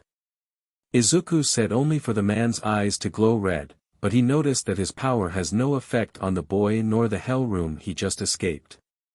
He sighed saying, "Fine, but why was there a maze full of monsters?" The boy chuckled saying, "To throw off intruders. Logical enough. Now, I need go to start preparing training for lost time. I've been lost in there for about 3 weeks. He was then cut off by Todoroki saying, "It's been only 15 minutes. Peachy, the time is distorted in there." He then walked away. He then added, "Yaoyorozu, I want to your room when you're finished." He looked at his coconut and said, "Let's go, Emmy." Both of the students then looked at Izuku, whose hand was glowing in front of the room. "Good, now if anyone enters the room with hostile intentions, they will enter the maze." He looked only to see two confused and bewildered expressions. "I can guess I have to explain my power now." The two weakly nodded their heads. "Well, my power is called chaos. In simple terms, it's a reality manipulation power. It only activated recently." The two nodded, before Momo said, "Were you going to use your power to expand my room?" The boy nodded, but then Momo did something that shocked both boys as she lifted her shirt, making them both look away. Her stomach began to glow as a sketch came out of it with the girl saying, "This is a blueprint for how big I want the room, and thank you." The boy took the blueprint saying, "No problem." He looked at the blueprint and his eyes bugged out saying, "Holy moly, that's seriously huge." The girl blushed a little as she said, "Well, I'd thought the rooms would be bigger, and I don't want to part with my stuff. I need them all." The boy nodded as he then went, and began working on her room. After finishing with Momo, he went to the living room and saw Todoroki sitting and watching the TV, so he asked him, "I'm going out to meet the principal, do you want me to bring you something?" The boy looked at him, and said coldly, "No thank you." Izuku then asked, "Are you sure? I mean I can bring something like chocolates, sweets, udon, soba." He was cut off by Todoroki appearing in front of him saying, "I would really like it if you brought me soba, preferably cold." The boy nodded his head, and said, "Okay." He walked to the school as he looked at the principal's face, but a hand caught him. He looked only to see his homeroom teacher, who said, "This way, problem child." He walked with the man as the man told him, "You know, I was half tempted to expel when I entered the maze from the first 5 days, then I was impressed that you set up such a trap for anyone who enters your room." They walked in silence till they reached the principal's room. The boy entered while the man prayed for him. Once he entered the room, he was greeted by the rat man, who said, "Am I a rat, a dog, or a bear? That's not important, since I'm the principal. I always wanted to meet you, Izukumidoriya." The boy looked at him, as he said, "You wanted to meet me? I really don't know why. I'm not that interested in the first place." The boy chuckled awkwardly as he rubbed the back of his head. Nizu shook his head saying, "I disagree with Midoriya. You're the most interesting person I ever met. You have the power of a literal god between your hands." He clapped his hands together as he said, "I don't want to keep you here for too long, so I brought you here to tell you that I want you to be my personal student." This caused the boy's eyes to widen with happiness as the principal wanted him to be his personal student. Nizu then said, "Now, I'm sure you're happy and all, but I need you to go. And next time you come here I want to talk to the being that calls himself Discord." The boy walked out, saw his homeroom teacher waiting for him, and asked him, "What did the demon rat want from you?" "He wanted me to be his personal student." The man's eyes went wide from fear as he said in a tired tone, "I don't get paid enough for this SHT." The man walked away sighing and talking to himself, leaving Izuku confused as to why he was sad. The boy merely shrugged as he went and bought some soba for Todoroki, and walked to the dorms. In the next few days, more students began to drain into the dorms, whether be it 1A or 1B. Momo then set up a meeting between both classes at the end of the week, so both classes can meet each other and mingle. The room in Alliance Height A, the room was full of students from both classes as they talked with each other. Izuku meanwhile brought a piñata from his room which started to give candy to whoever it passed by. The boy went and hugged his girlfriend who hugged back. Inside the room, all the students gathered in a circle as Momo spoke, "Good afternoon, everyone. My name is Momo Yaoyorozu, and I set up this meeting so both classes can meet each other, and so that we can have a nice relationship between both classes." She looked at everyone and said, "Please everyone introduce yourself, your quirk, and whatever you like." The girl then said, "I'll begin. As I said, my name is Momo Yaoyorozu. My quirk is creation, which allows me to turn lipids in my body into non-organic material as long as I know their chemical structure and formula. I like reading romance novels, and drinking tea." The girl finished with a blush as she got a whistle from a green-haired girl with sharp teeth. Said girl stood up, and said, "I'll go now. My name is Setsuna Tokage, and my quirk is Lizard Tail Splitter, which allows me to split my body into multiple pieces. I really dinosaurs." She then looked at Todoroki, and sent her head flying to him in front of his face saying, "And cute boys too." This comment made a couple of girls blush, but Shoto merely blinked as he stood up saying, "My name is Shoto Todoroki, my quirk is half cold, half hot, but I only use my mother's quirk." This caused him to earn a couple of weird looks, "and I really like soba." He finished as a boy with blonde hair wearing a smug expression stood up. The boy introduced himself, "Greetings my fellow 1B comrades and 1A filth." This caused a couple of eyebrows to be raised as the boy carried on, "My name is Nito Monoma, and my quirk is copy, which allows me to copy the quirk of anyone as long as it isn't a mutation type and use it for 5 minutes, however, I can't use more than one at a time. I like to play chess in my free time." A pink girl with horns then stood up, and said, "My name is Mina Ashido, and my quirk is acid, which is self-explanatory, and I like to dance and party. If anyone I can teach." She said looking at Izuku, who Pony immediately hugged to mark him as her one. The pink girl silently apologized and looked somewhere else. She was followed by a boy with red hair, and sharp teeth. "My name is Ajiro Kurishima, and my quirk is hardening, which allows me to harden any part of my body. I like all things manly." He was startled when someone yelled, "What? You're just like me. That's so manly. My name is Tetsu, but you guys can call me Tetsu," someone then said quietly, "as if I was going to say your full name, every time I see you." The silver-haired boy ignored this as he carried on, "My quirk is steel, which allows me to turn my body into steel, and like Kurishima, I love all things manly." The redhead cried, "That's really manly bro." This caused Tetsu to also cry, "I know bro." One girl wasn't amused by the show as she said, "So they're multiplying now? Peachy." She had orange hair which was tied in a sideways ponytail. "Alright, my name is Itsuka Kendo, and my quirk is Big Fist, that allows me to increase the size of my fist and with it my strength, and I like motorcycles and coffee in the morning." This caused Tetsu to comment, "She is addicted to it." The girl mock gasped at the accusation. A boy with yellowish-green skin and mandibles stood up from his seat, and said, "My name is Taguru Kamakiri, and my quirk is razor sharp, which allows me to create sharp blades from my body. I like swordsmanship and bug collecting."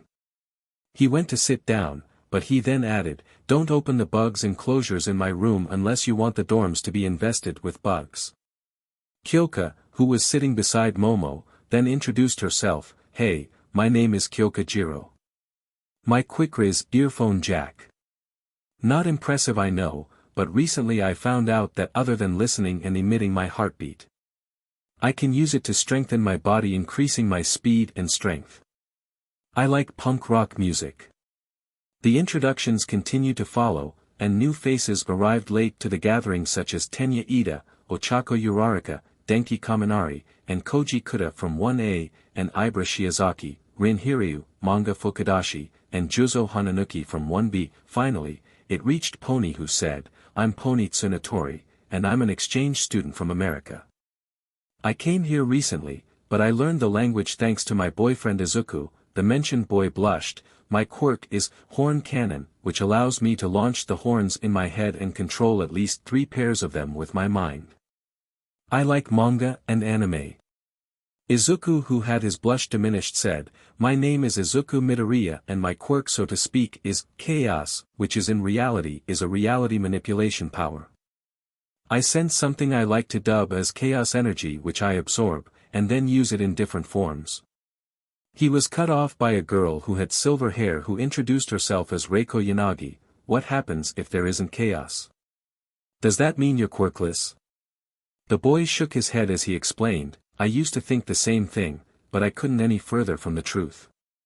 Chaos is something primal in the world, for before there was even order, chaos existed. Even when the world as we know it dies, I still have energy." This caused a few raised eyebrows as Ibra asked, "Do you mean that your quirk makes you immortal?" The boy chuckled, "I don't like to think about that." Pony hugged her boyfriend, knowing that this was a sensitive subject for him since he learned the fact that he may outlive all his loved ones, but she made a deal with him to make her immortal like he was. Ibra, noticing how sad he suddenly became, apologized, saying, "I'm sorry, Midoriya. It must be a real sensitive thing." The boy waved his hand saying, "No problem. I already got past that, but it still feels funny. However, I like quirk analysis." Izuku's eyebrows then began to twitch as he felt like someone was in his room. He then remembered that he saw his neighbor looking funny at his room before he left for the meeting when he said he was going to see his girlfriend.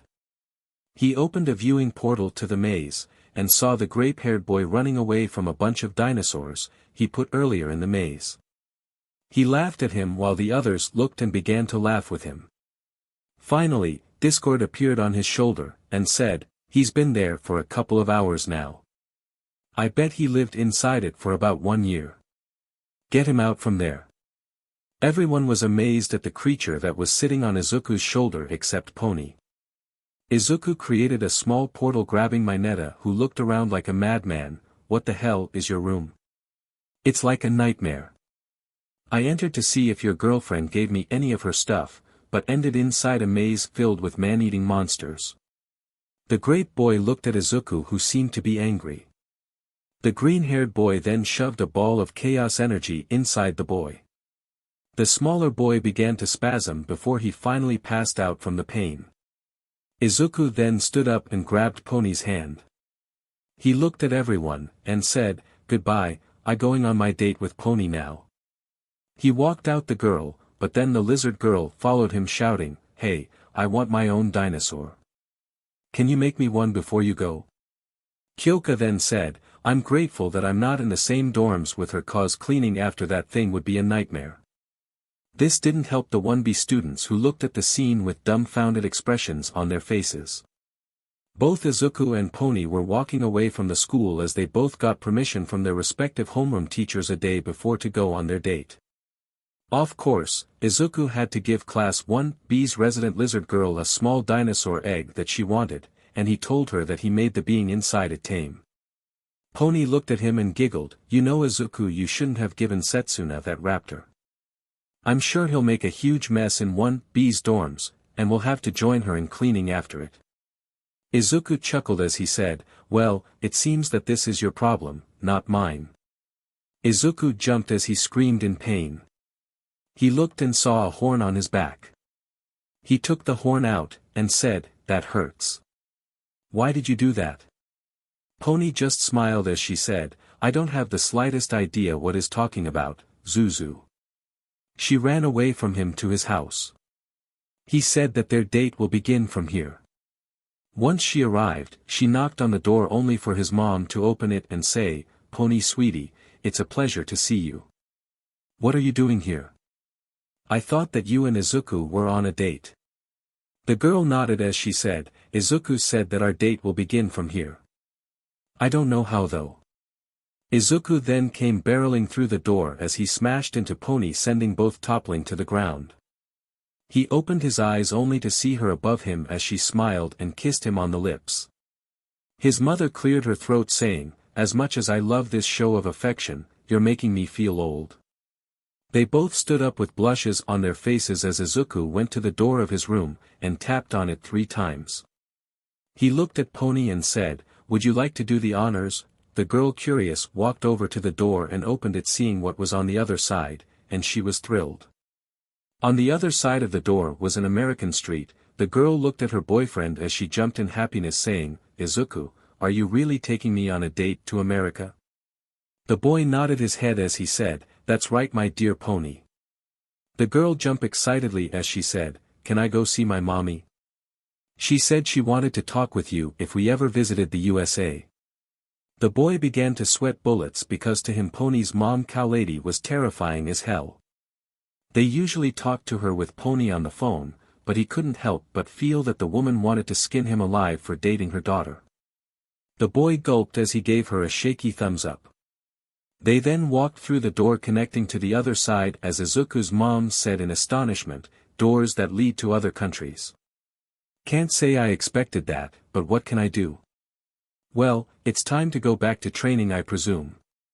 The couple began to walk through the streets with Pony telling him every little thing about every corner in her country, with Izuku mentally saying, "She's really excited about our date.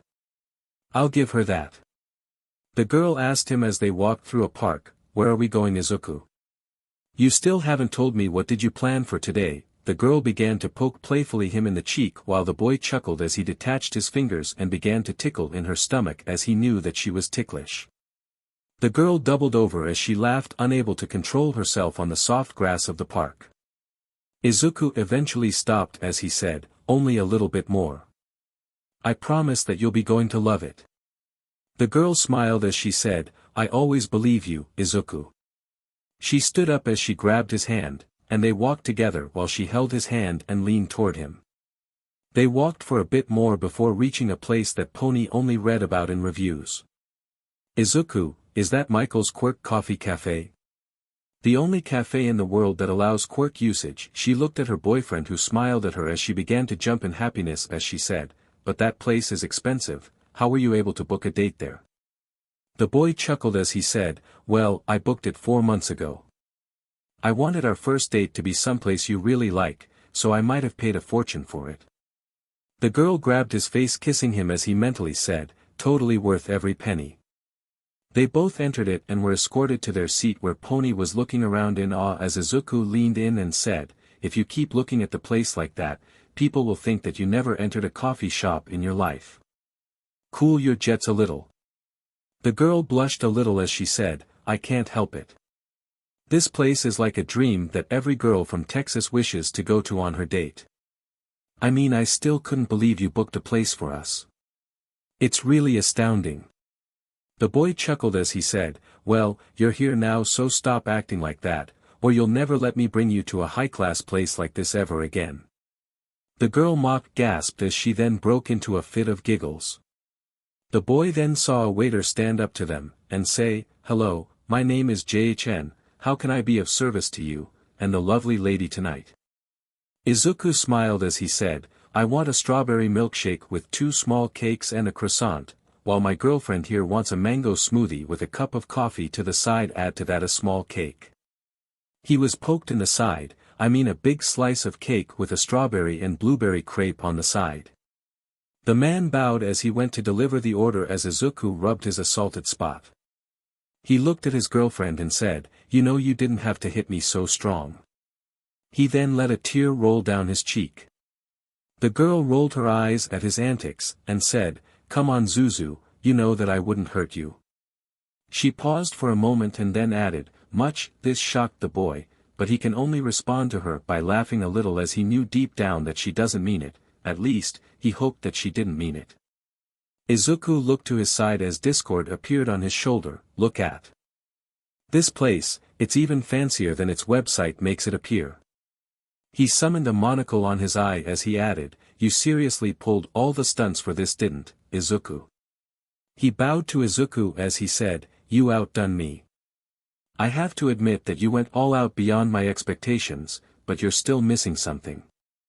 Discord smiled as Izuku rolled his eyes knowing what the ex-Lord of Chaos wanted. He told him that he wanted him on the first date to make magic spells to turn the tea and coffee into singing versions of themselves. "No, I won't use my powers to turn tea, coffee, and sugar into singing versions of themselves." Discord summoned another version of himself and another followed by another, as they all began to beg him. Izuku hated Discord's ability to use minor powers such as levitation, multiplication, and the ability to disconnect his body. Izuku was snapped from his thoughts when a waiter came up to him, and asked, "Can you please stop using your quirk? It's disturbing the guests." Izuku's brows furrowed as he said, "I'm sure this place allows quirk usage." The waiter forced a smile as he replied, "As long as it doesn't annoy the other customers." Izuku frowned as he added, "But I can't help it. This part of my quirk," he pointed to Discord, "is sentient, so I can't control it that much on what it does and doesn't." The waiter's fake smile depended as he said something that Izuku didn't hear much, but he frowned back when he said, "All right, just keep it down. People are trying to enjoy themselves." Izuku nodded his head as the waiter went away. Izuku said, "What an unpleasant person." Pony nudged him, "Come on Zuzu, I'm sure he was just trying to do his job. You know how strong it is these days to find a paying job." She put a finger to her chin. "I remember when I was 13 I worked at a supermarket. It was really frustrating how customers would come up to me crying and complaining about the smallest of details that weren't even my responsibility. Sometimes I really just wanted to bash their heads in." Izuku and Discord both sweat dropped as the former said, "You didn't like that place, did you, Pony?" The girl nodded her head in affirmation, as Izuku made a mental note not to get on her bad side ever. She asked him, "What about you, Izuku? Did you ever work somewhere before UA?" The boy shook his head, as he remembered his quirkless days, or rather his powerless days since he is technically still quirkless, but with chaos powers to level the playing field this time around. Not a lot of people hire quirkless people to work, and if they do, they usually will fault them for anything and kick them out at the first chance they had. He looked at Pony's eyes, who started to fill with tears as he said, "But that doesn't mean I'm sad or bothered by that." The horse girl smiled slightly but still felt bad. She used to hear about quirkless people and their trouble outside of America, but she always thought that they were being exaggerated given that her country gave quirkless people the same rights as quirked, and it was a serious crime to discriminate against them so naturally. She thought that it is the same in other countries, but sadly the reality is a beach that loves to smash her expectations into a million tiny pieces because the day she arrived in Japan, she saw the truth. She saw a bald old man getting kicked by a store owner who yelled at him to never come back because he was quirkless. When she asked if he was okay, he shrugged, saying that he got used to it at this point, and for her not to bother herself with him since she's a foreigner and they'd pick her. "I'm sorry, Izuku, but I just hate that you used to be treated badly for something you can't even control." The boy smiled at her words as he said, "Well, now don't feel bad. I mean, it's a thing in the past now, and we're here to enjoy our date, not to cry, so let's do that." She detached his finger as they went and began to tickle her in her stomach, causing her to laugh uncontrollably for the second time this evening. When he stopped, he noticed some patrons frowning at them, but he shrugged as he looked at Pony, who said, "You know Setsuna gonna be really mad that you can do her thing." Izuku nodded his head, understanding where Pony was coming from. After all, it's not every day that someone manages to become the Lord of Chaos's apprentice, or in Izuku's case forced apprentice, since he didn't have a say in this. Discord rolled his eyes from the side. I tried to possess your body, big deal. Get over it already.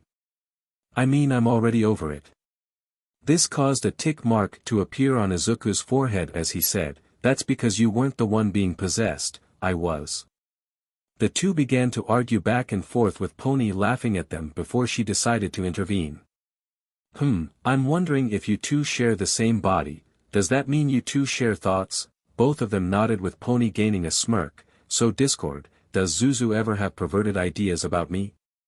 The ex-Lord of Chaos ever so happy to cause chaos smiled as he opened his mouth to reply before Izuku slammed both his hands on him causing him to puff out of existence as his face held a very heavy blush making Pony laugh at him as she said, that's all I need to know. This made green-haired boy's head heat up like a lobster thrown in boiled water so he tried to defend himself, but the universe had another thing to disturb him. Their waiter came holding their food as he set it down on the table and said with a smile that seemed a little too fake for Izuku, enjoy. The green-haired boy took his croissants and examined them before he bit down on them enjoying the taste. Pony did the same as she took a bite out of her cake and smiled saying, this is really tasty. I wish I can eat from it forever, it feels like it jumped into my mouth.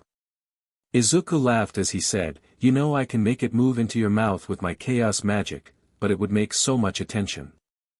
The girl smiled, you can, can't you? Discord said that he wanted to make it sing and dance for me. The boy took the request for a moment and wondered if he should actually do it, but he wanted to make this date memorable for her so he said in his head, what the heck? Let's do it. He can distinctly hear Discord yell in happiness. Seriously, the guy had a serious love for all things chaotic, not that Izuku can blame him. It was his thing after all. So with a flick of his finger, the cake stood up with the crepe pieces and began to dance around along with the coffee Pony had. The horse girl could only watch in amusement. We're the tasty foods that will make you smile, and put that frown away, the cake sang as it entered her mouth making her smile.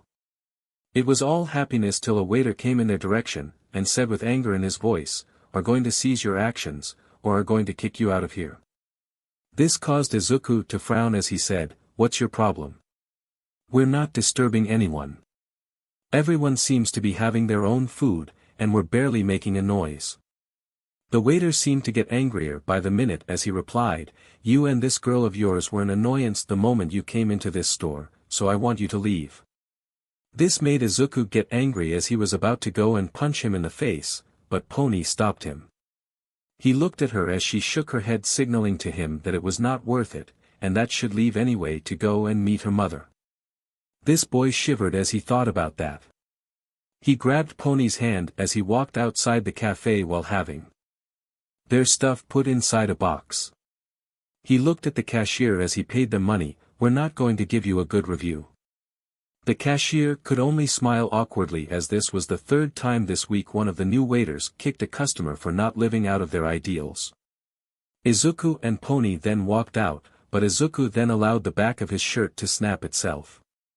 The effect was immediate, but it will be noticed later on. Pony looked at her boyfriend and said, I'm sorry Zuzu. If I didn't tell you to make the food sing, they wouldn't have kicked us out. Izuku then kissed her saying, never say that again. They wanted to kick us out from the beginning, but they used this as an excuse so they can come up on the moral high ground. The horse girl smiled as she told her boyfriend, come on Zuzu, let's go see my mom. Izuku smiled worriedly as he tried not to feel afraid of Pony's mom, but inside the cafe one of the workers there stood beside the wall, and he heard some ruckus from inside it. He put his ear to the wall to check if they had some infestation of some kind, but he didn't find anything so he shrugged. Little did he know that inside the wall was a huge swarm of frogs was inside the walls, and in the next few days, they will attack the cafe. Izuku and Pony continued to walk together till they reached a small farm where Pony used to live here. Izuku looked at her and said, you used to live here, the girl nodded, but Izuku said, I thought one of the most famous pro-heroes in America will have a fancier house, but to each their own. Pony giggled, Mom likes to live a modest. She also likes the farm life because my grandpa taught her that a person who really wants to be a hero should live a modest life so he can understand the pains of regular citizens. Izuku blinked as he found this to be very moving, then Pony added, but mommy also hates to do taxes for big homes and buy groceries, so yeah we live on a farm. Izuku's sweat dropped as he said, so she's basically cheap. Pony looked at him, very much. At least she does charity. Izuku nodded as Discord said, so she's cheap on her family. Izuku asked her, Pony, how come you never told me about your dad? The girl blinked, before a sheepish expression appeared on her face. Well, Dad is really nice, but his appearance may be scary for some people given that he's built like a wall, but he's really a sweetheart and can cry from watching a movie. If anything, my mom is the person who wears the pants in the house. She stopped a little as she said, be careful, my little brothers love to cause chaos, so don't give them ammo against, or God so help I'll shove one of my horns where the sun doesn't shine. Izuku lifted his thumbs as he shivered in fear as he knew Pony meant it. Pony walked to the front door and knocked on it rapidly, but then a huge scream came, for the love of God, if you're some of those scout girls, I'll. The door was opened when a woman with blonde hair and cow horns stood there looking at her daughter. Pony, sweetie, the woman hugged the teenager who was more than eager to return the huge only for the woman to separate all of a sudden. Wait, how are you here and doesn't school start tomorrow? Pony nodded, well mom, Izuku and I went on a date in America. Izuku teleported us here from his house to here, but we had some trouble on our date so we came here directly. The hero blinked a little before she massaged her head and said, okay, I can technically arrest you both for illegal quirk usage, but I'll let it slide this time. She grabbed Pony and dragged her as she said, tell me everything about Japan sweetie. It's been a while since I've been there.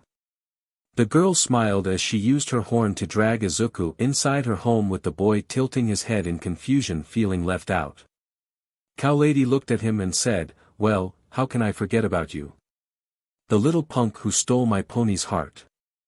She looked at her daughter, go bring your pa. I want to have a word with Izuku. The girl at her boyfriend, who swallowed heavily, begging her not to leave as he was seriously afraid of her mother, and the vibe she was giving him was making him feel any better.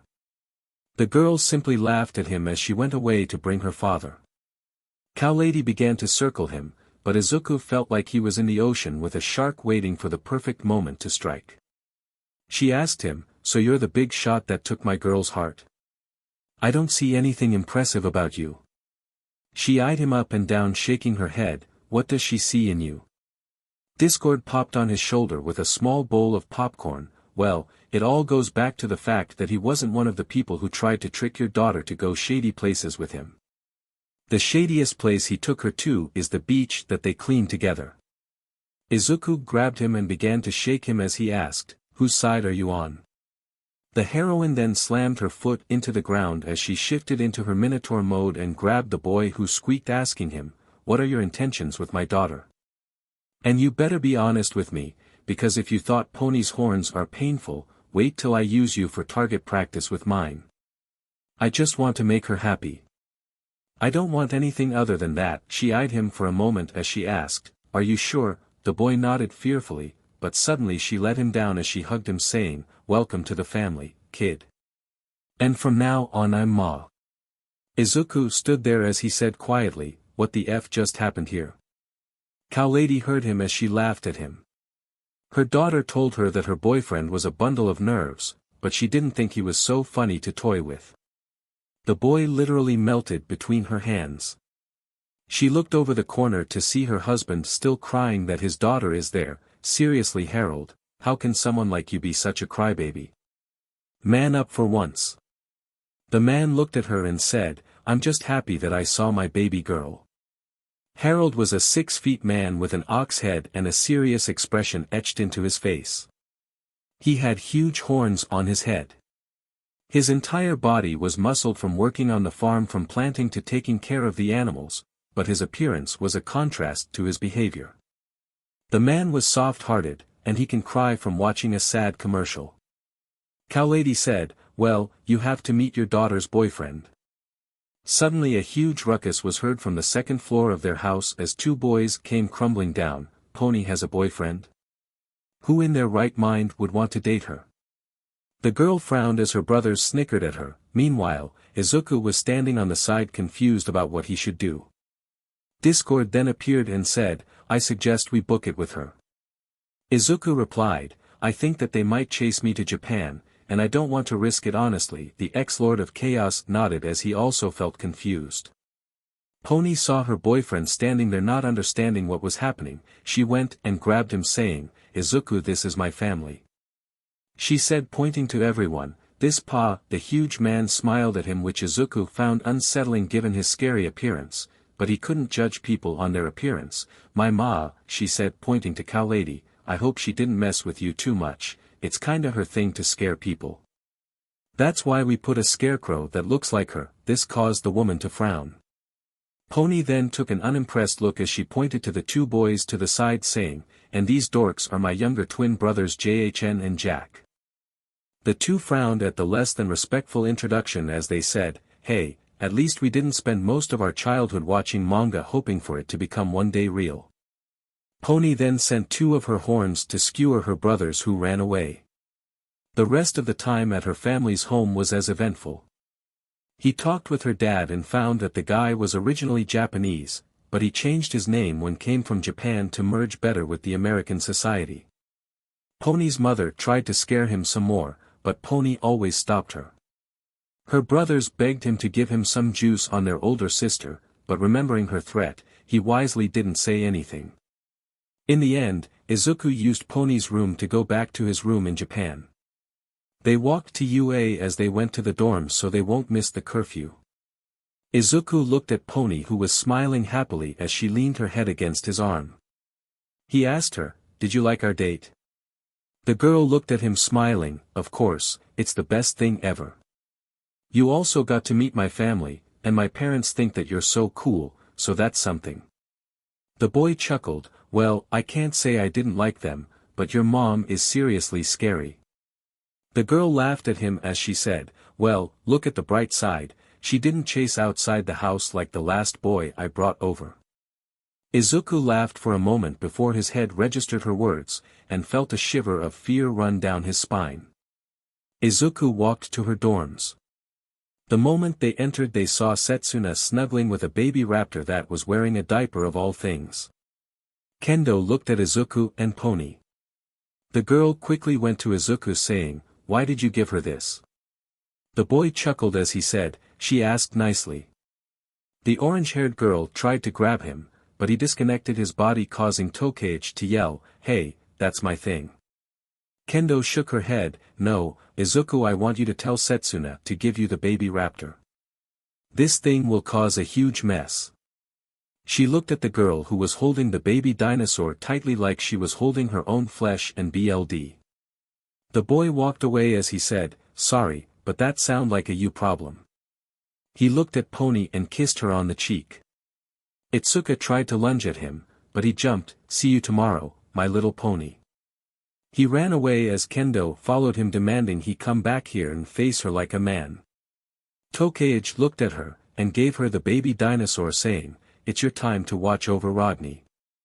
The horse girl could only look at the baby dinosaur which cooed at her causing the girl's heart to flutter. Maybe it won't be so bad.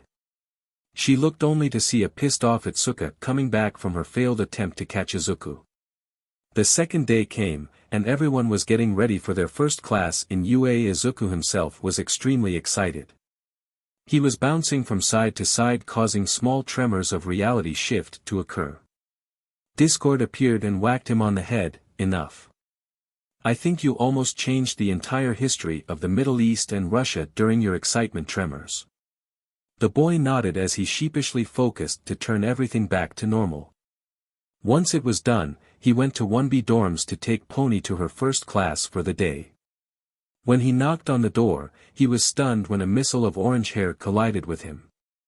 He looked up to see Kendo with a smirk on her face as she held him with her giant hands. "You can't escape now, can you?" The boy simply phased through her hands causing her smirk to fall as she said, "DMN it. This is seriously cheating." Then Izuku inflated his hands causing a cloud of despair to appear on Kendo, "Now I'm never going to stand out." Izuku laughed, "It's nice to see you too, Kendo." The girl tried to smile, but couldn't as she said, "Please take that dinosaur back. Tokage is forcing us to take care of it and scoop away its poop." Izuku smiled as he said, "How about I make Tokage's room a habit for her pet?" The orange-haired girl smiled, "Great, do it now." "Shouldn't we wait for Tokage to come out first?" Kendo shook her head as she said, "No, do it now. Because of her, I lost all of my coffee yesterday trying to take care of her mini-monster. I want my vengeance." Izuku shrugged as he transformed the girl's room into a jungle. 3 minutes later, a scream was heard as Tokage came down looking like a mad woman. She looked at Kendo who was laughing with Izuku standing beside her. She yelled, "That's not funny. I honestly thought that I was lost in the past if it wasn't for the instructions the nerd left me to find the door." Kendo bowed, "Consider this was vengeance for my coffee that disappeared yesterday due to your dino monster. Seriously, I had to go through an entire batch to keep up with it." Setsuna frowned, "He's a baby. He has a lot of energy. Well now, he's inside your room in his habit. Don't worry, only you and him live there. Isn't that right, Midoriya?" The boy nodded as he saw Pony. He grabbed her hand and quickly left 1B's dorms, leaving both girls to argue. He kissed Pony as he said, "Ready for the first day of UA?" "I know I am." The boy was bouncing with excitement. He looked at the huge building that is UA. He was excited as he walked the halls where people like All Might, Endeavor, Edgeshot, Best Jeanist, and many others walked before him. Pony nodded, "I'm so happy. I can't wait to see and experience all the training that Ma went through here before she went back to the USA with Pa." Izuku nodded, remembering that the real reason Pony's father left Japan was because of her father. He fell in love with her, and he decided to live with her in her country. Both of them walked in the hallways, as Izuku watched the classes. He then said, "Wow, this place is really big. I think I might get lost." Discord appeared saying, "Impossible, you have a GPS in your mind. Use it to navigate this maze." Izuku laughed at him, "It was just a metaphor. I know I can't get lost here. It would be embarrassing, to say the least. The guy trained with the Lord of Chaos or Ex-Lord in your case, and All Might, the greatest hero of all time, got lost inside his hero school." Pony nodded, agreed. "It sounds kinda pathetic when you put it that way, but smile because I know today is going to be awesome." Izuku was excited like she was on the first day, but he couldn't wonder what were they going to do, but he shrugged since he was going to know either way. He walked Pony with Pony till they reached class 1B, he looked at her and kissed her lips saying, "Have a good day, sweetheart." The girl smiled, "You too, Zuzu, and try not to cause too much trouble." "I promise." The girl didn't seem too convinced as she said, "Discord, keep a good eye on him, and make sure he doesn't get into too much trouble." The creature appeared on his shoulder as he said, "I promise, Scout's honor." The girl nodded as she entered her classroom with Izuku left behind as he said, "I feel attacked." Discord replied, "You should." Izuku pouted, "Meanie. You're an extension of me now, so that means you should take my side, not anyone else's." Discord laughed as Izuku looked at him, "Isn't that how it's supposed to work?" Discord shook his head much to Izuku's dismay as he explained, "You see, it's true that I'm only an extension of you at this point, but I also have free will. While I can't go away from you, and I'm entirely bonded to you no matter what, I can still have my own thoughts, ideas, and feelings. In other words, think of me as your personal dark shadow." Izuku hummed as he stood in front of the door of class 1A. "Wow, I didn't notice when I dropped off Pony, but these doors are huge. I think they're made for people with giantifaction quirks like Mount Lady." Discord snorted, "Or it was made because someone was trying to compensate for something." This made Izuku's face go red as he heard Discord laugh. He entered the classroom only to be greeted by the most unholy sight. "Get your legs off the table. This is an insult to the people who were here before us, and the fine craftsmen who worked day and night to produce such fine tables." Ida stood reprimanding Bakugou, who looked like he didn't give a f at all because he didn't. The blonde boy looked at him as he said, "What did your previous school put a stick up your butt, so you think you're better than me?" Ida took a step back as he adjusted himself. "Let's start again, I'm Tenya Ida, and I'm for Semi High." He was cut off by Bakugou who said, "Semi, huh? So you're an elitist. I'm gonna have fun tearing you a new one." Ida was taken by surprise as he gasped and said, "You dare threaten your own classmate? Are you sure that you should be in the hero course?" Izuku walked up to Ida and greeted him as he felt Bakugou look at him with the fury of 1,000 demons. "Hey Ida, how are you doing today?"